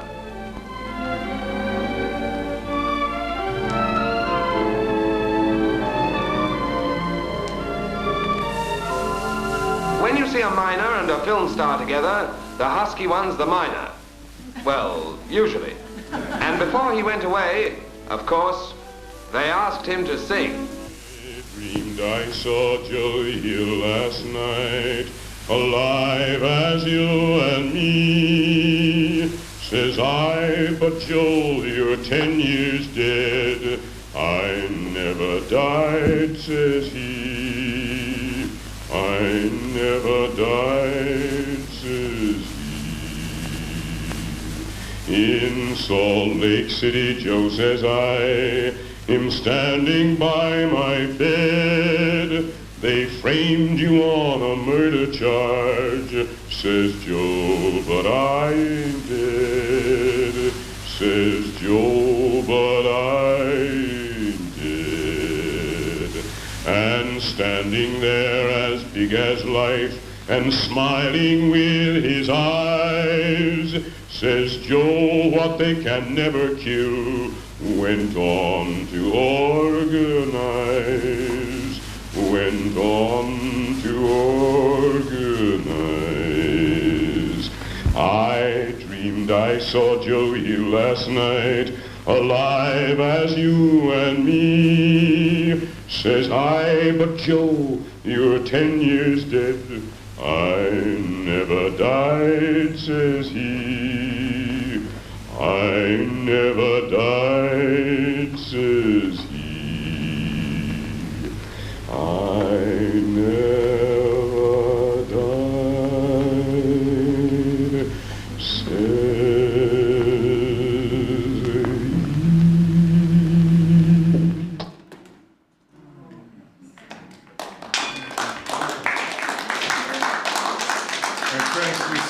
smile. You see the look on his face. We see it in Anne's face. We saw it on Cynthia McKinney's face. We saw it on Dorsey Blake's face. You see the vastness of the humanity in his smile. What it looks like to truly live your life for the people, for el pueblo. Here we see it, and we just heard the voice of the tallest tree in our forest. We didn't hear all the verses of Joe Hill like a number of the great old lefties in this room know, right? So let's take that up. We got to sing this song.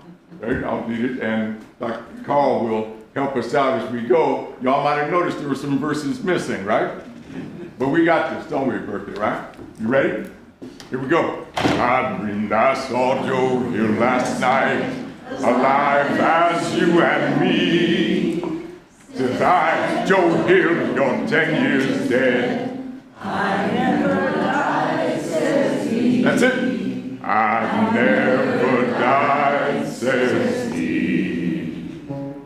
From San Diego up to Maine, in every mine and mill, where workers strike and organize, it's there you'll find Joe Hill.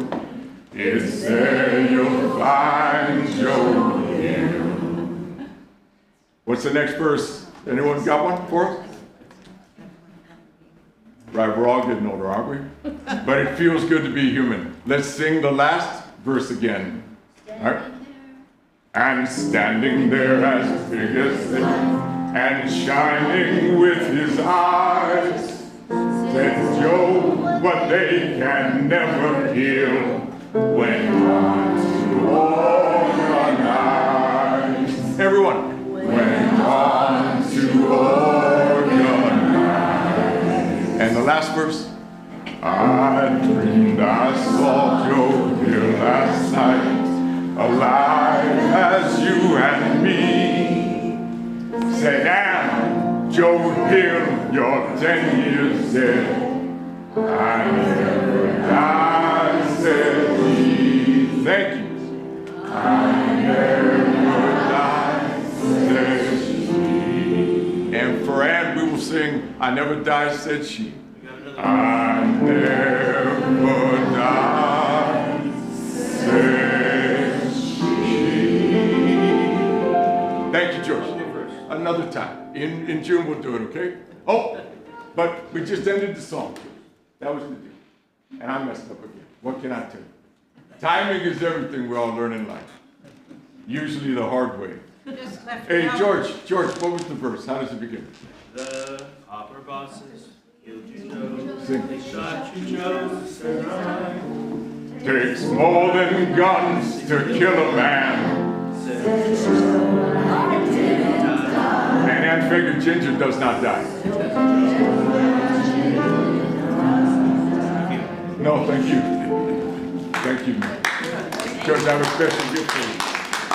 Next in our program is the second video made by our magnificent Jennifer Smith. She titled it The Movements video. Again, we're going to hear the lead voice of Bernice Johnson Reagan. Aunt Fagan Ginger has very few peers. Very, very few.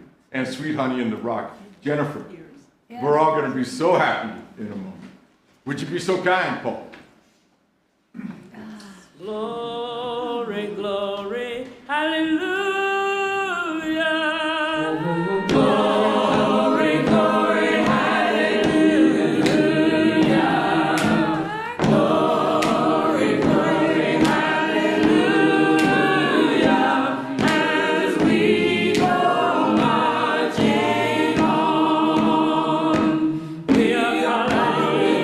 Soldiers who can listen for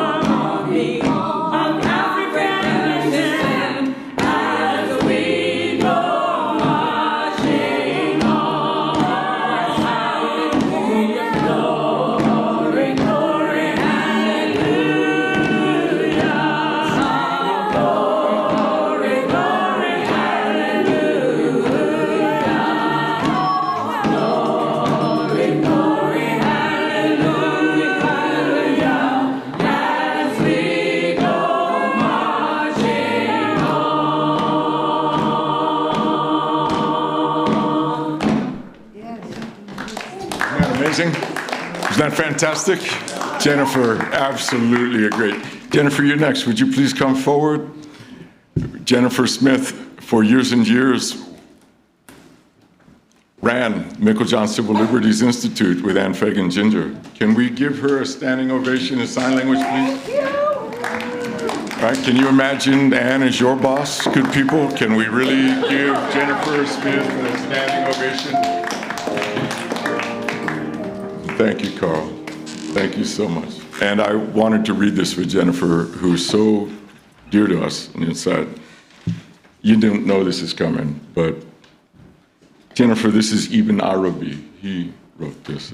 My soul is a mosque for Muslims, a temple for Hindus, an altar for Zoroastrians, a church for Christians, a synagogue for Jews, and a pasture for gazelles. It's the last line that makes me think of you, Jennifer. So thank you for being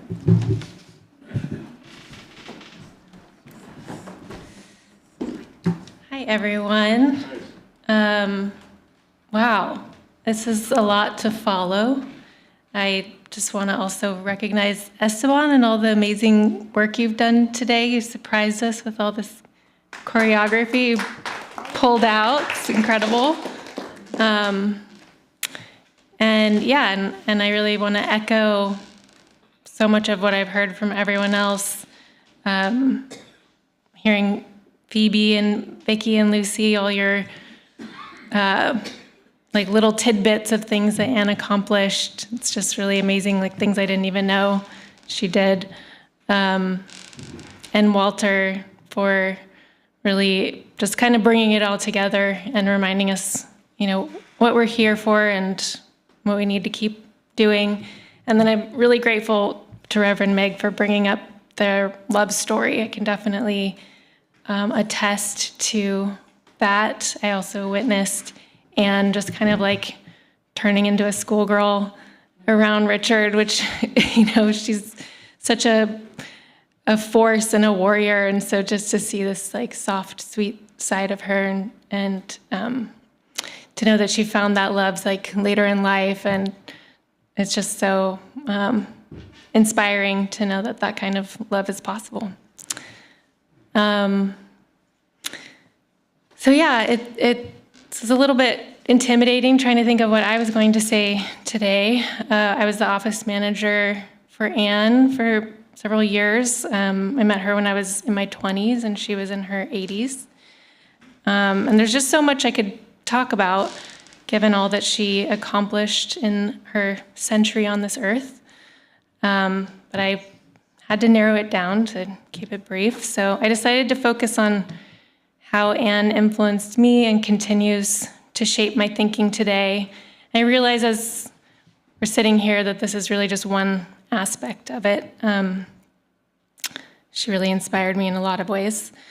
But my hope is that hearing this will also inspire you to think about how Anne is living on in your life, and in this way we can keep her spirit alive. So I thought of Anne recently when a friend of mine told me that he'd decided that there's nothing he can do to affect political change, and he's just going to stop trying. I couldn't believe that my friend had reached that level of hopelessness, and I realized that it was Anne's voice that told me that there's always hope for change. But this isn't something that she ever explicitly said. It was just something she modeled in every moment. She fought for a better world every day that I knew her, despite plenty of obstacles in her way. And she saw these efforts succeed with many great progressive victories throughout her lifetime.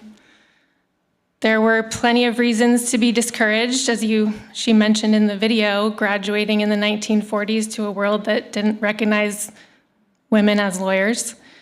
And then plenty more reasons to lose hope when she became the target of the Red Scare and was barred from practicing law for 20 years. And by the time I knew her, she was legally blind and managing short-term memory loss. But I never heard her fret about obstacles in front of her. I only saw these things inspire her to get creative and find a novel way to get the job done. Her mind was always turning over some fresh idea on how to push forward on the quest for human rights. I'd walk into the office in the morning and she'd start in right away on a list of action items. And, we'd have some back and forth, and then eventually she'd joke and say, "I guess I should ask how you're doing." And we'd both laugh. But I understood that, social niceties felt like a luxury in the context of so much injustice in the world.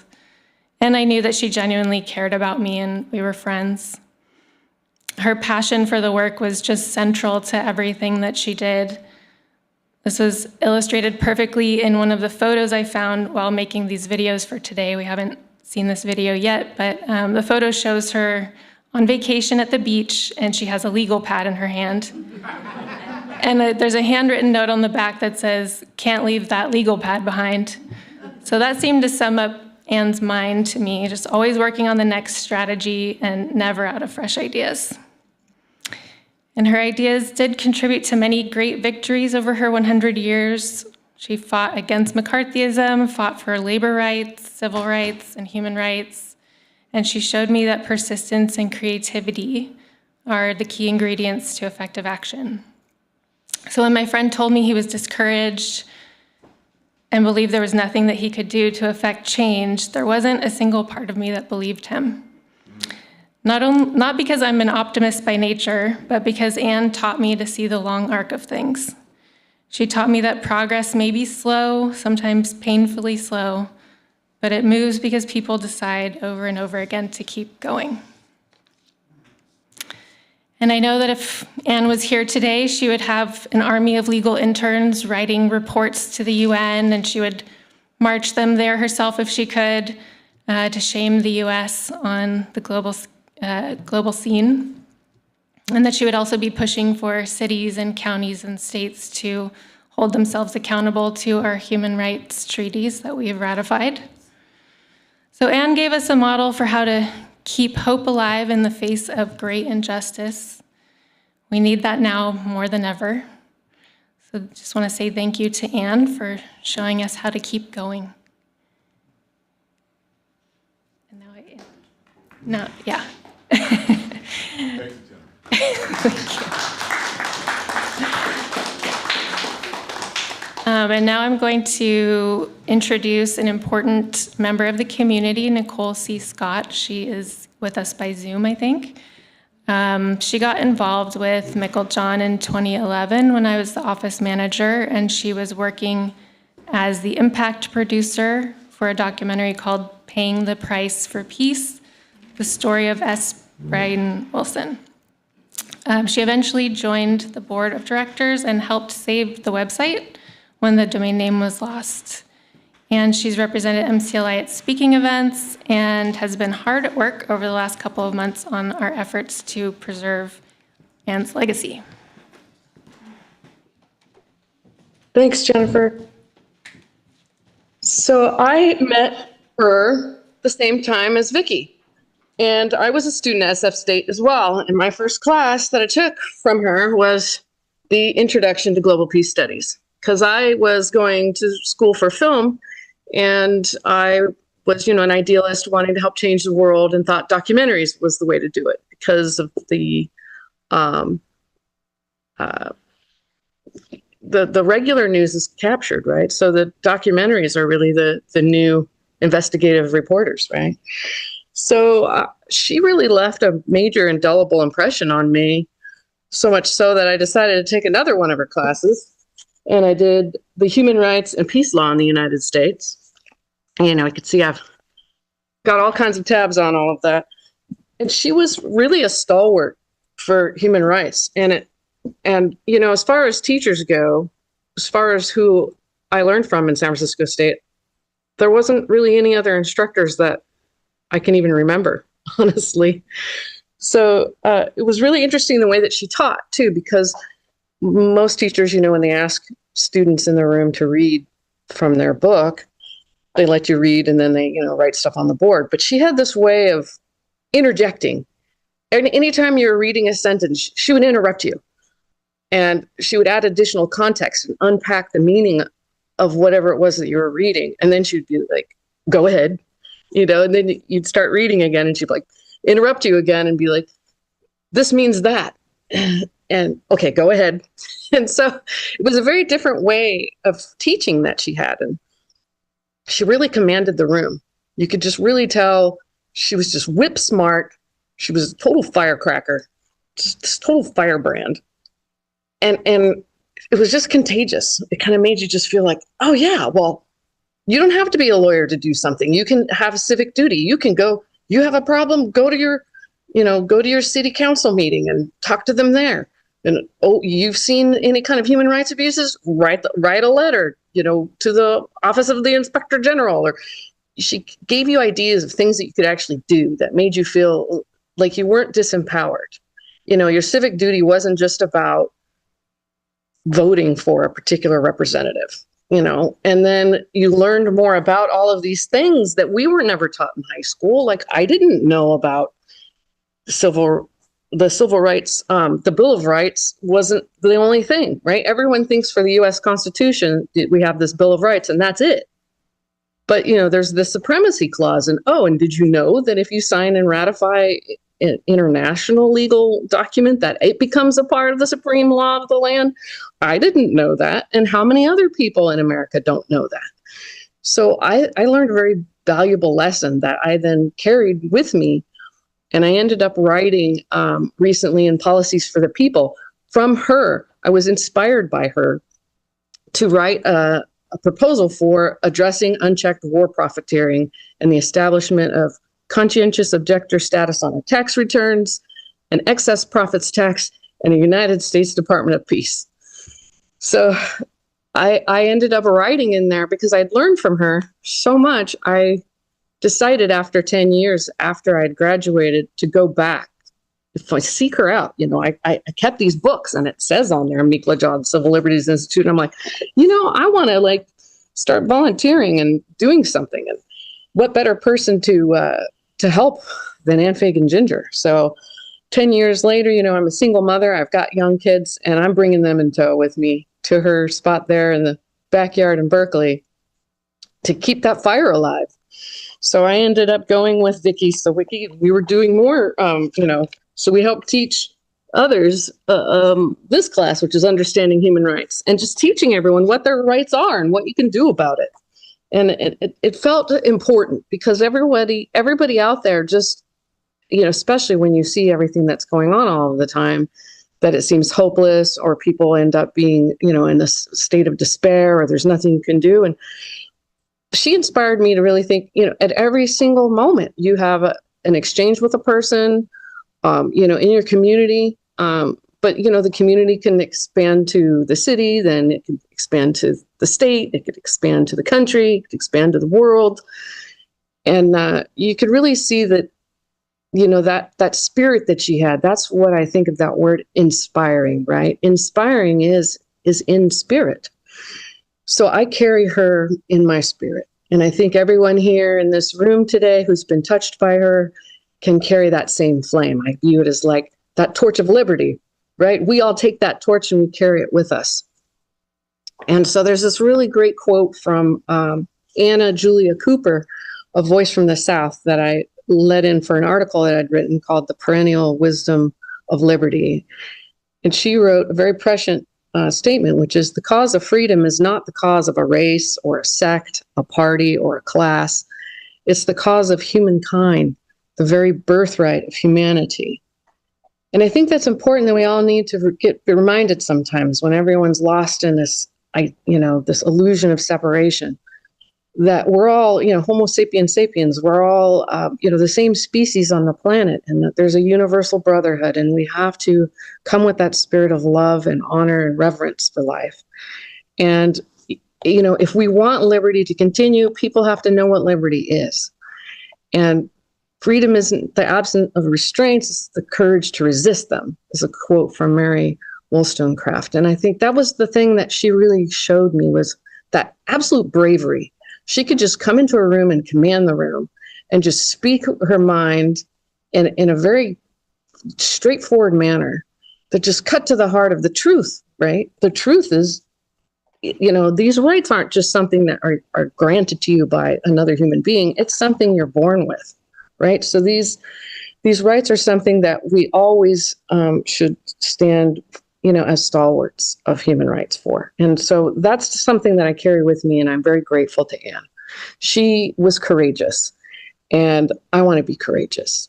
And I think everyone else can be courageous, and we can live similarly as she did. Help teach others, help show the way. She was a way shower. We need to be way showers.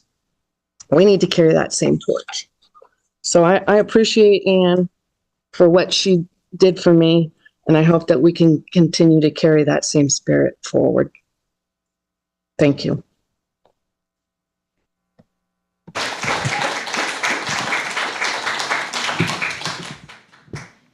Wondrous, wonderful, inmejorable. Fantastic to have the presence of Nicole Cherie Scott with us here in Berkeley. We will welcome her in early June next year when we have a second public service and celebration of life for Ann Fagan Ginger. Absolutely wondrous from our sister in Silver Springs. Could not be better. We carry on, friends, now, and we welcome by phone into the sanctuary from Cincinnati, Ohio, Reverend Daniel Buford, whom I believe hears us. And Daniel, would you say hello to us, please, older brother? Do we have?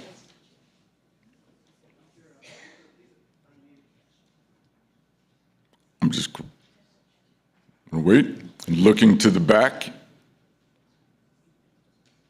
Okay, how's that? That's fantastic, Daniel. We hear you loud and clear. Welcome back to the Five and Dime in this moment.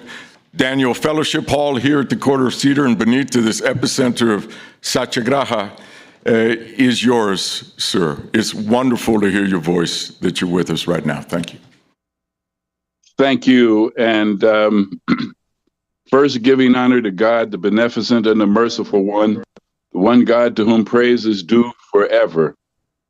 I say that lovingly before saying anything about Ann Fagan Ginger, because one of the very first conversations that we had 20 years ago when we started working together on the Hurricane Katrina issue was that she heard that I was going around talking about the Hurricane Katrina human rights violations. And she was wondering if I knew what those rights were, which of course I didn't. I knew that about those rights in general, or as a rhetorical concept, but not in terms of chapter and verse, as she would later on teach me. So when we first met to figure out what we would do talking about the Hurricane Katrina issue, she said, well, I don't know how much this is going to work or how this is going to work because you're a minister and I don't believe in God. And I said, well, it should work out okay because you're a lawyer and I don't believe in the law. So we ought to be able to do okay without any thunderbolts hitting either one of us. So with that in mind, we came together and we wrote about 18 or 19, I forget how many, complaints, separate and distinct human rights violations that we had picked up as a result of looking at the Hurricane Katrina footage and the aftermath of the neglect and the lack of training and planning. So that was turned into a complaint that was put with the Lawyers Guild in October of that year, which is 2005. The late Judge Claudia Morcom, she presented our complaint to the UN Human Rights Committee in October of that year.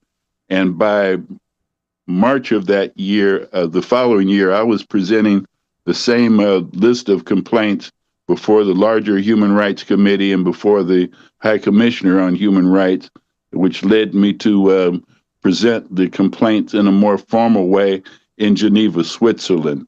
And we were later on able to get a judgment and a determination from the people in Switzerland regarding our complaints.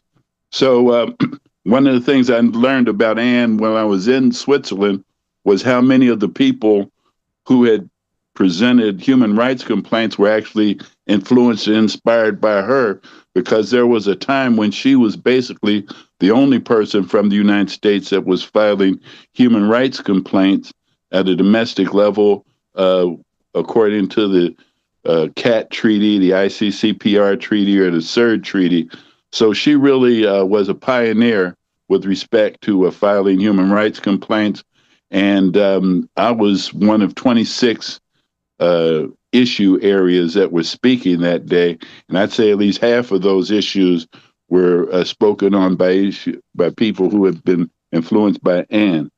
So as was said, I called her the Oracle of Justice, because if you look at her vast career, and in particular, if you listen to the recordings of her where she was holding forth on the various parts of her career and activism, then you could see that future telling, that forth telling, that soothsaying in her tendency to break down the facts as she saw them. So she had an instinct and a wisdom and a passion and a courage that more than made up for her lack of religious faith. She had the type of faith that there's songs that say, "Oh, for a faith that will not shrink, though pressed by every foe, that will not tremble on the brink of any earthly woe." This was the type of faith that she had in what was right and wrong and knowing what justice was about. So even though she wasn't necessarily into the God talking and the religious talking and the other stuff that many hypocrites engage in who don't even take the time to think about justice, she of all people was one who proved time and time again that she was always willing to march into hell for a heavenly cause. Whether that cause was Hurricane Katrina, or it was the Kayla Moore issue that we advocated on, or it was the Oscar Grant case that we advocated on, or the toxic triangle issues, or any number of issues, from those to getting both Berkeley and the state of California to commit to submit human rights reports. And while I'm saying this, I think that those of you who were there, that the current military and the militarism and the militaristic occupation of the cities of California, we dealt with that when I was there dealing with Urban Shield, because they were practicing that stuff in Oakland at the time. And we protested against it when they were having their arms shows at the Marriott. So I would just say that you're in a position right now to file human rights complaints on behalf of Oakland, San Francisco, any city in California where these human rights are being violated, because they're violating the torture treaty, they're violating the treaties against racial discrimination, and they're violating the committee that protects civil and political rights. So then I just want to thank you for giving me this time to speak on this great program. Thank you, Esteban, for the Kenyan carvings that you sent by mail. I will add them to my collection of ancestral carvings that I have. And God bless you all, and keep the faith. Daniel, thank you. We hear you, and we are one. Esteban, let me ask you a question. Can you hear me? Yes, sir. I'm looking at that flag there on the table, the UN flag. Yes, sir. Is that the same flag that she used to wear with her red derby, when she would wear that flag as a cloak? Exactly. And we would go and speak, and she would wear that as a cape? And we have that photograph in our sanctuary here, and as a part of our videos. It is, Daniel. It is the same one. Yeah, I thought I recognized it. So those people in the room should go up there and touch it at some point. Come on now. But just don't knock those candles over. Hey, Daniel, I've become mindful of time, and I've been nervous. I've been nervous throughout the program because it's so close to me, all of this, and I'm still grieving, and it's terribly emotional, all of it. Daniel, I was going to sing you in by welcome, and you've given your prayer of thanksgiving, but this is what I was going to do, Daniel. I've been waiting years and years to do this. Didn't my Lord deliver? Daniel, deliver Daniel, deliver Daniel. Didn't my Lord deliver? Daniel, then why not every man? Even that, Daniel, with my nervousness, was a couple of notes above where I wanted to be. Well, who can argue with that? No, sir. He delivered Daniel from the lion's den. So, Cincinnati, Ohio, present in the house. I'm going to cut very short the eulogy and song and poetry so that we can have fellowship and come together. Daniel, we're going to be hearing again the voice of Robeson singing the remade hymn that Pete Seeger wrote, a hymn to the nations, accompanying Beethoven's magnificent Ode to Joy. That would be the last video. I'm sorry you can't see it, but I'll send you the link so all the videos. Well, I can see everything that you all are doing. You just can't see me. Now I understand. And so, Daniel, here was one of the many epigrams I was going to read in the eulogy. I'm just going to read this one. And then I'll read a second one from Pascal. Whenever I hear sirens, as Hook and Ladder drives by, I always say a prayer. May everyone be okay. It sucks to be down and out. It's terrible to be hurt and injured, and it's unspeakable to be disinherited. May all be well as the sirens go by. John Brown said this: be mild with the mild, shrewd with the crafty, confiding with the honest, rough to the ruffian, and a thunderbolt to the liar. But in all these, never be unmindful of your own dignity. I mentioned the name Pascal. Here is the second epigram, and then I will declaim Emma Lazarus is the new Colossus for Anne, I'm thinking. The Athens of the West, new Colossus. And Paul will show us a famous photograph, but a great humanist wrote this: thus all our dignity consists in thought. It is on thought that we must depend for our recovery, not on space or time, which we could never fill. Let us strive then to think well. That is the basic principle of morality. For 100 years, Anne Fagan Ginger did the finest thinking well. Right? The finest. Would you be so kind, Paul? Can we see the photograph of Anne in Sproul Plaza as a young woman? Right, we have on our minds and lips, right, friends, the new Colossus. Many of us have known it all of our lives, right? What Emma Lazarus wrote about a place 5,000 kilometers away from us on the other side of the vastness of this continent, yeah? But do we not hear Anne and see her in this poem? Not like the brazen giant of Greek fame, with conquering limbs astride from shore to shore. Not like that. Here at our seaside, sun-washed gates, do I have it right? Shall stand a mighty woman with a torch. Great minds think alike. Anne Fagan Ginger and Nicole Cherie Scott, she just said that in Florida for us, our sister. Here at our sea-washed sunset gates, my sister, shall stand a mighty woman with a torch, whose flame is the imprisoned lightning. And her name, we all know this, her name? Well, the poet and the prophetess wrote Mother of Exiles, but we know better. It's the oracle of justice.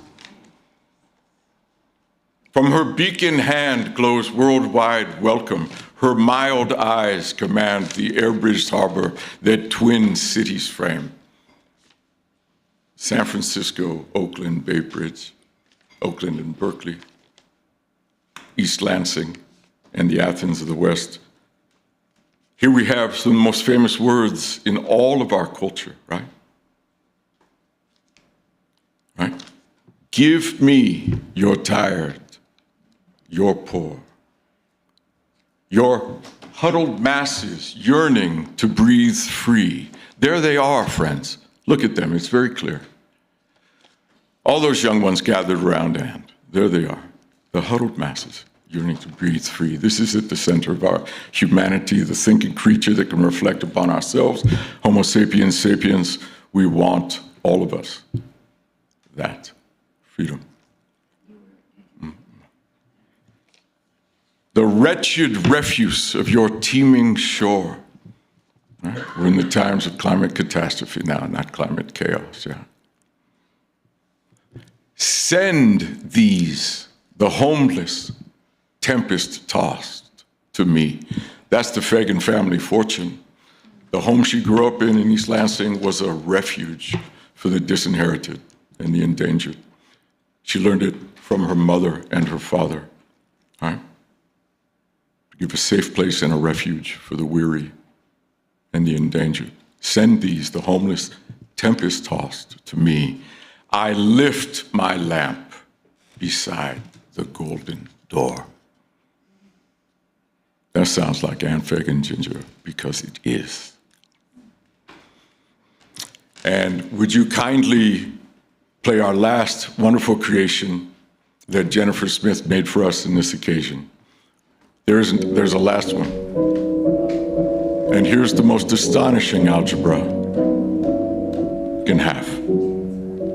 Brother, sing your country's anthem, shout your land's undying fame, light the wondrous tale of nations, with your people's golden name.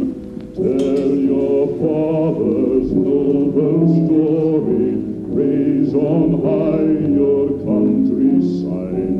Join then in the final glory, brother, lift your flag with mine.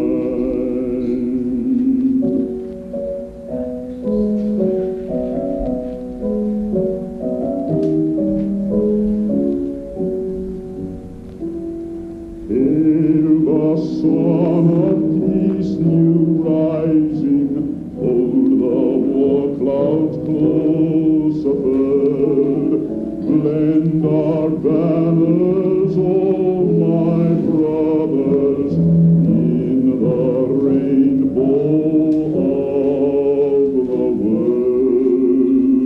Red as blood and blue as heaven, wise as heat and proud as youth, melt our banner wonder woven in the one great light of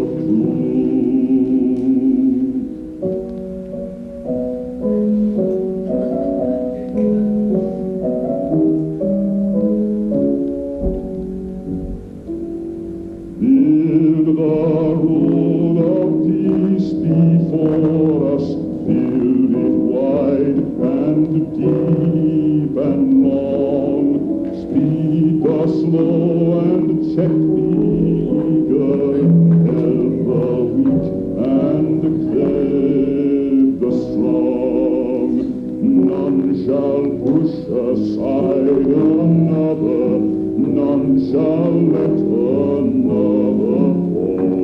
March beside me, oh my brothers, all for one and one for all.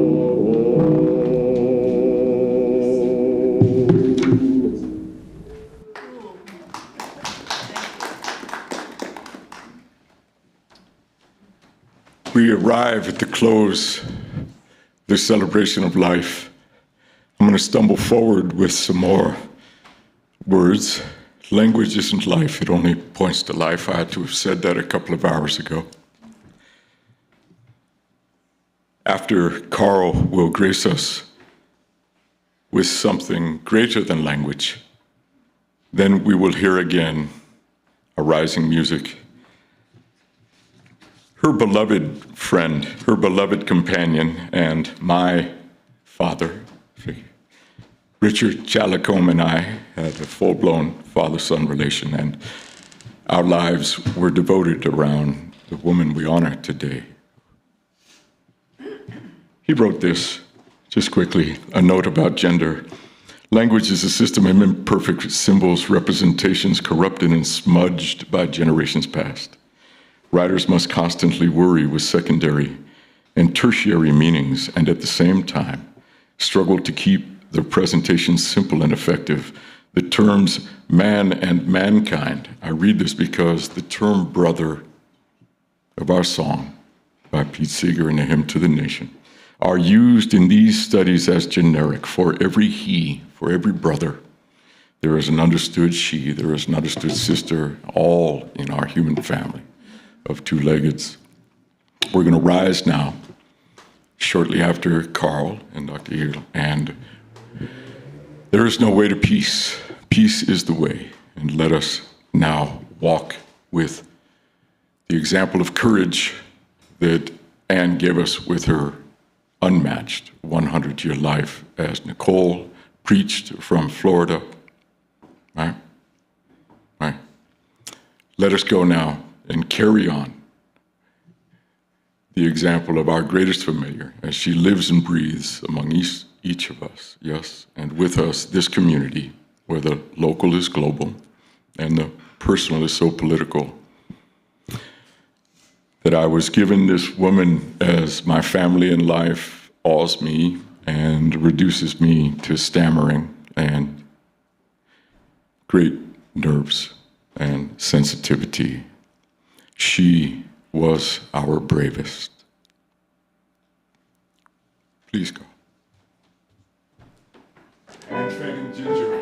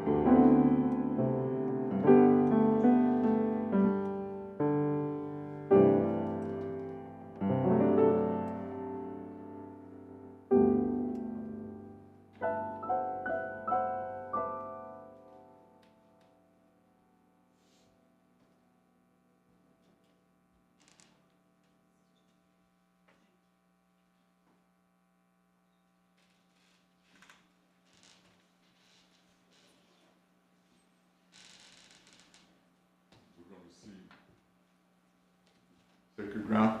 I remember, I believe, Paul.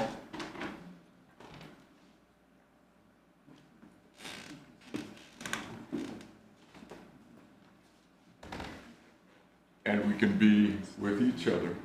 Thanks to Cynthia Papermaster and Victoria.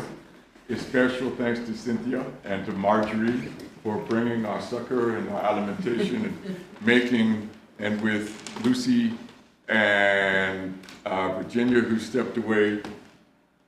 We have our rising music now from Sweet Honey in the Rock. I know it's coming. It'll be the cover of their album, Sacred Ground. And after that, we'll hear another song by Richie Havens. We'll have our final video to the civil rights cantata that was written for Anne.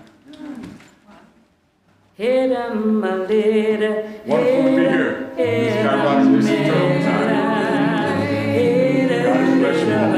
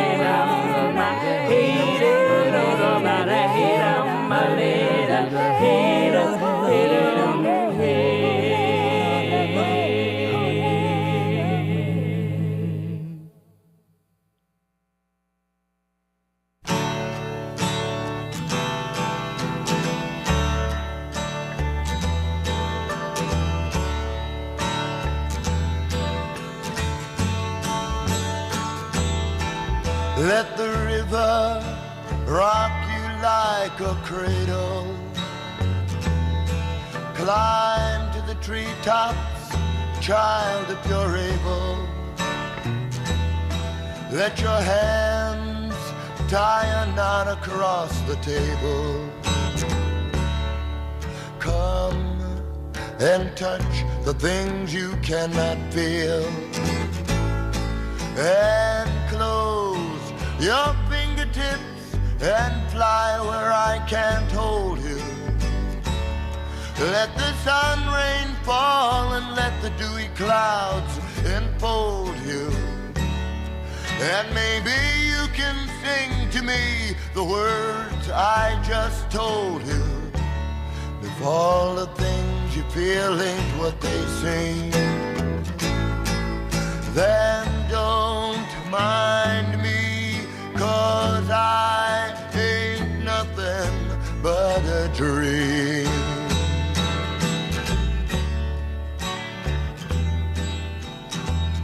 The mockingbird sings each different song. Each song has wings, they won't stay long. To those who hear, think he's doing wrong, while the church bell tolls its one-note song, and the school bell is tinkling to the throng. Come here where your ears cannot hear, and close your ears, child, and listen to what I'll tell you. Follow in the darkest night the sounds that may impel you, and the song that I am singing may disturb or serve to quell you. If all the sound you hear ain't what they sing, then don't mind me, 'cause I ain't nothing but a dream.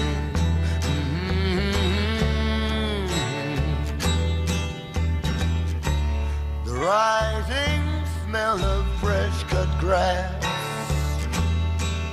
smothered cities choke and yell with fuming gas. I hold some grapes up to the sun, and their flavor breaks upon my tongue. With eager tongues we taste our strife, and fill our lungs with seas of life. Come taste and smell the waters of our time, and close your lips, child, so softly I might kiss you. Let your flower perfume out and let the winds caress you. As I walk on through the garden, I am hoping I don't miss you. If all the things you taste ain't what they seem, then don't mind me, 'cause I ain't nothing but a dream.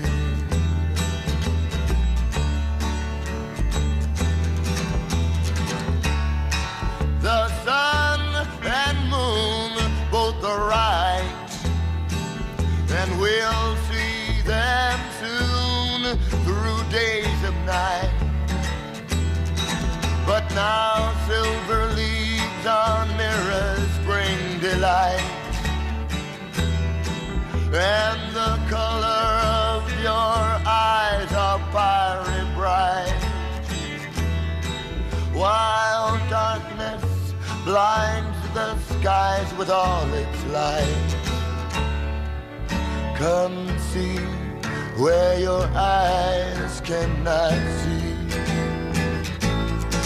and close your eyes, child, and look at what I'll show you. Let your mind go reeling out and let the breezes blow you. And maybe when we meet, suddenly I will know you. If all the things you see ain't what they seem, then don't mind me, 'cause I ain't nothing but a dream. And you can follow can follow, follow.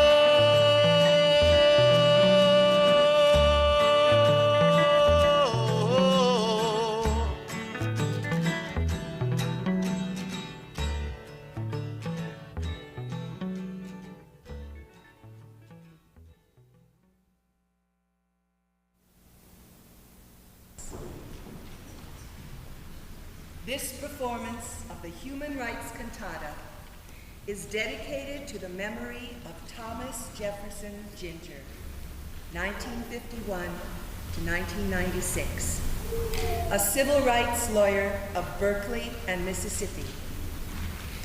The Berkeley Community Chorus will now present the premiere performance of Behold the Bill of Rights and the Overture.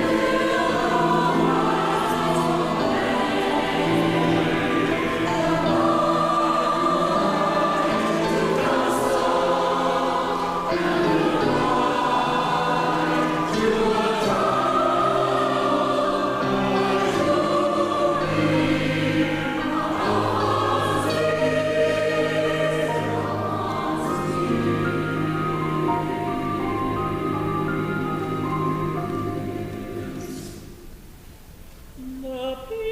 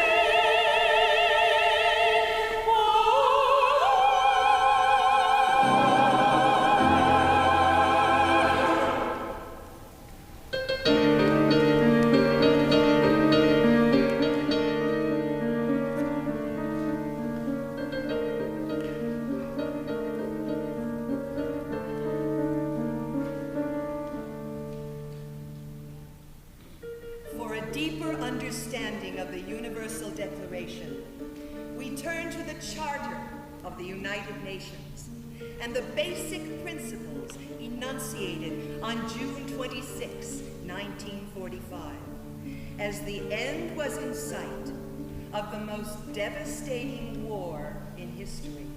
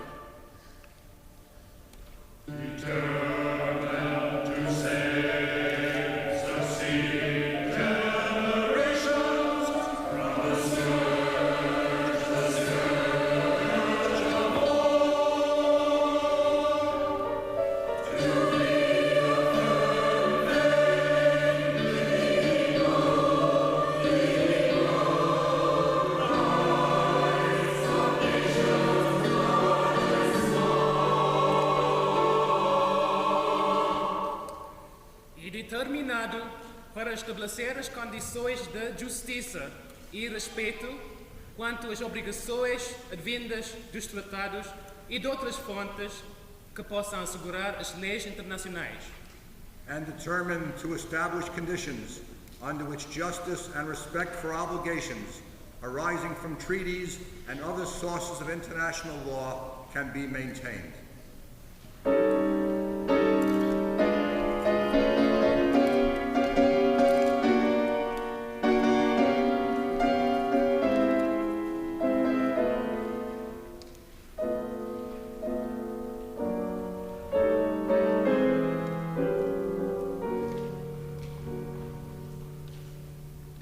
And to promote social progress and better standards of life in larger freedom, and for these ends,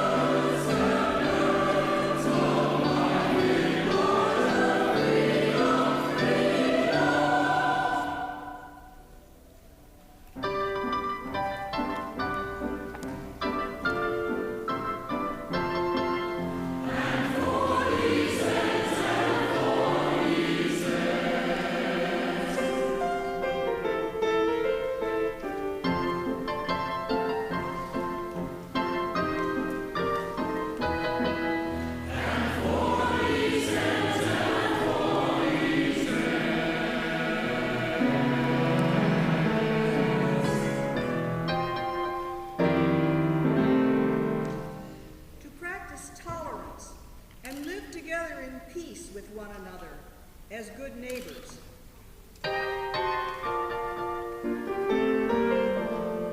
To unite our strength to maintain international peace and security.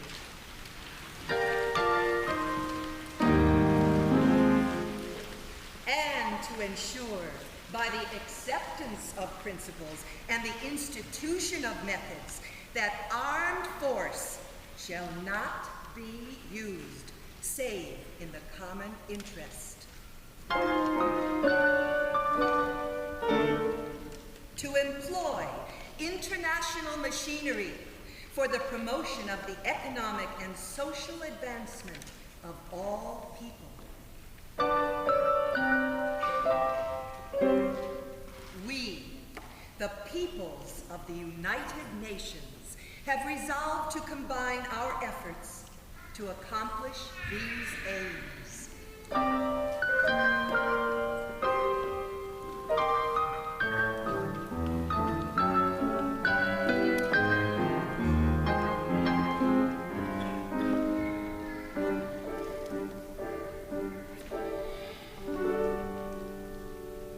All nations pledge that they shall refrain in their international relations from the threat or use of force against the territorial integrity or political independence of any state. すべての構成員はその国際関係において領土保全や各国の政治的独立に対して武力行使あるいは武力による威嚇を慎むことを制約する。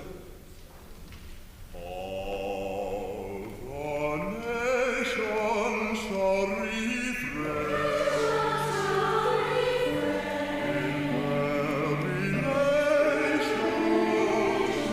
From the threat or use of force against the leading hands of other nations, members shall use international disputes by peaceful means in such a manner that peace and security and justice are not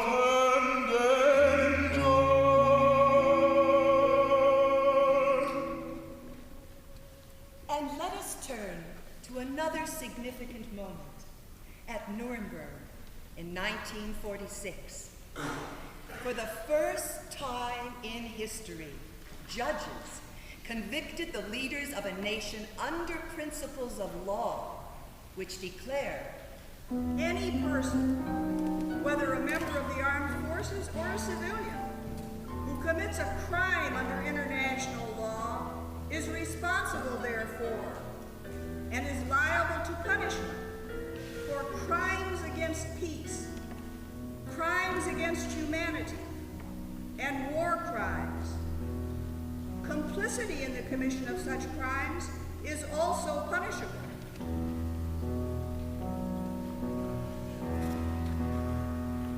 Anyone who commits crimes against the peace, crimes against humanity, or war crimes is held responsible and is therefore liable to punishment and is liable to punishment.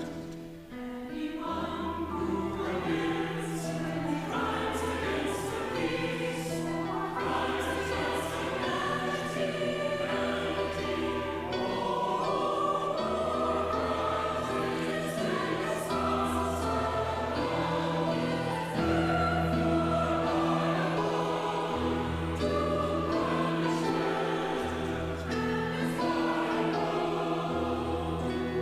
responsible and is therefore liable to punishment and is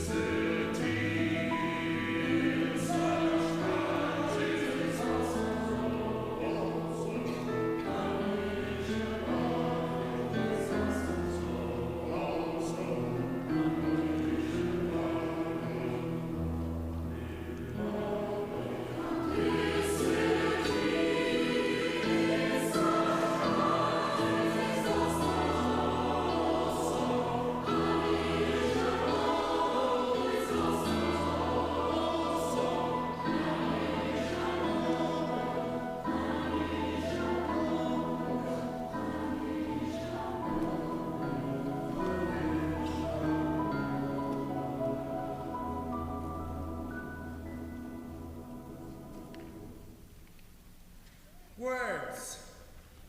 Words! Pardon me if I sound cynical, but we are fed promises and pledges every day, especially around election time. And most of them get lost in the shuffle. Isn't this just another case of wishful thinking? Mere words?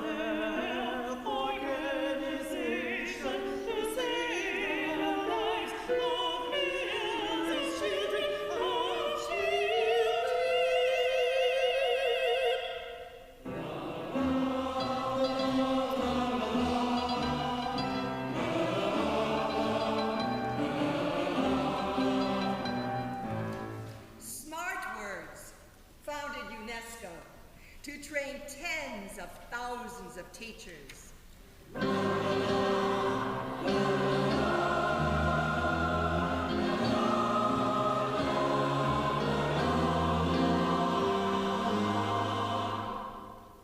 Just words hold nations accountable and determine the decisions of the World Court.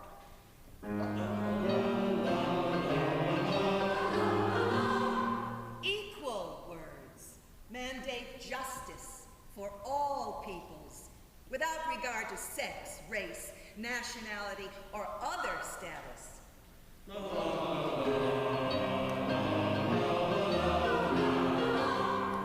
Constructive words fund projects to save the endangered environment.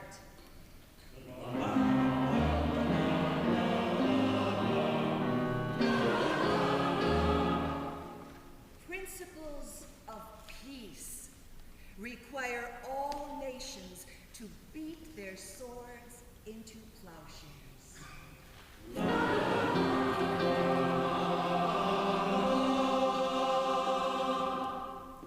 The words of the Charter built the United Nations, a useful place where peace is always on the agenda, where delegates from 4 worlds meet to reason together to achieve one world in peace. Kalimat Amithad, Shuyudat Aman Mutaheda, Makan Maufi Asalam Dama, Allah Judu El Amel, Makan Yishtaman Bihi Mamakalun, Al Araba Awalem, Kaya Tahawaru, Man Leharas, Alaman, Wahedan Samiyan.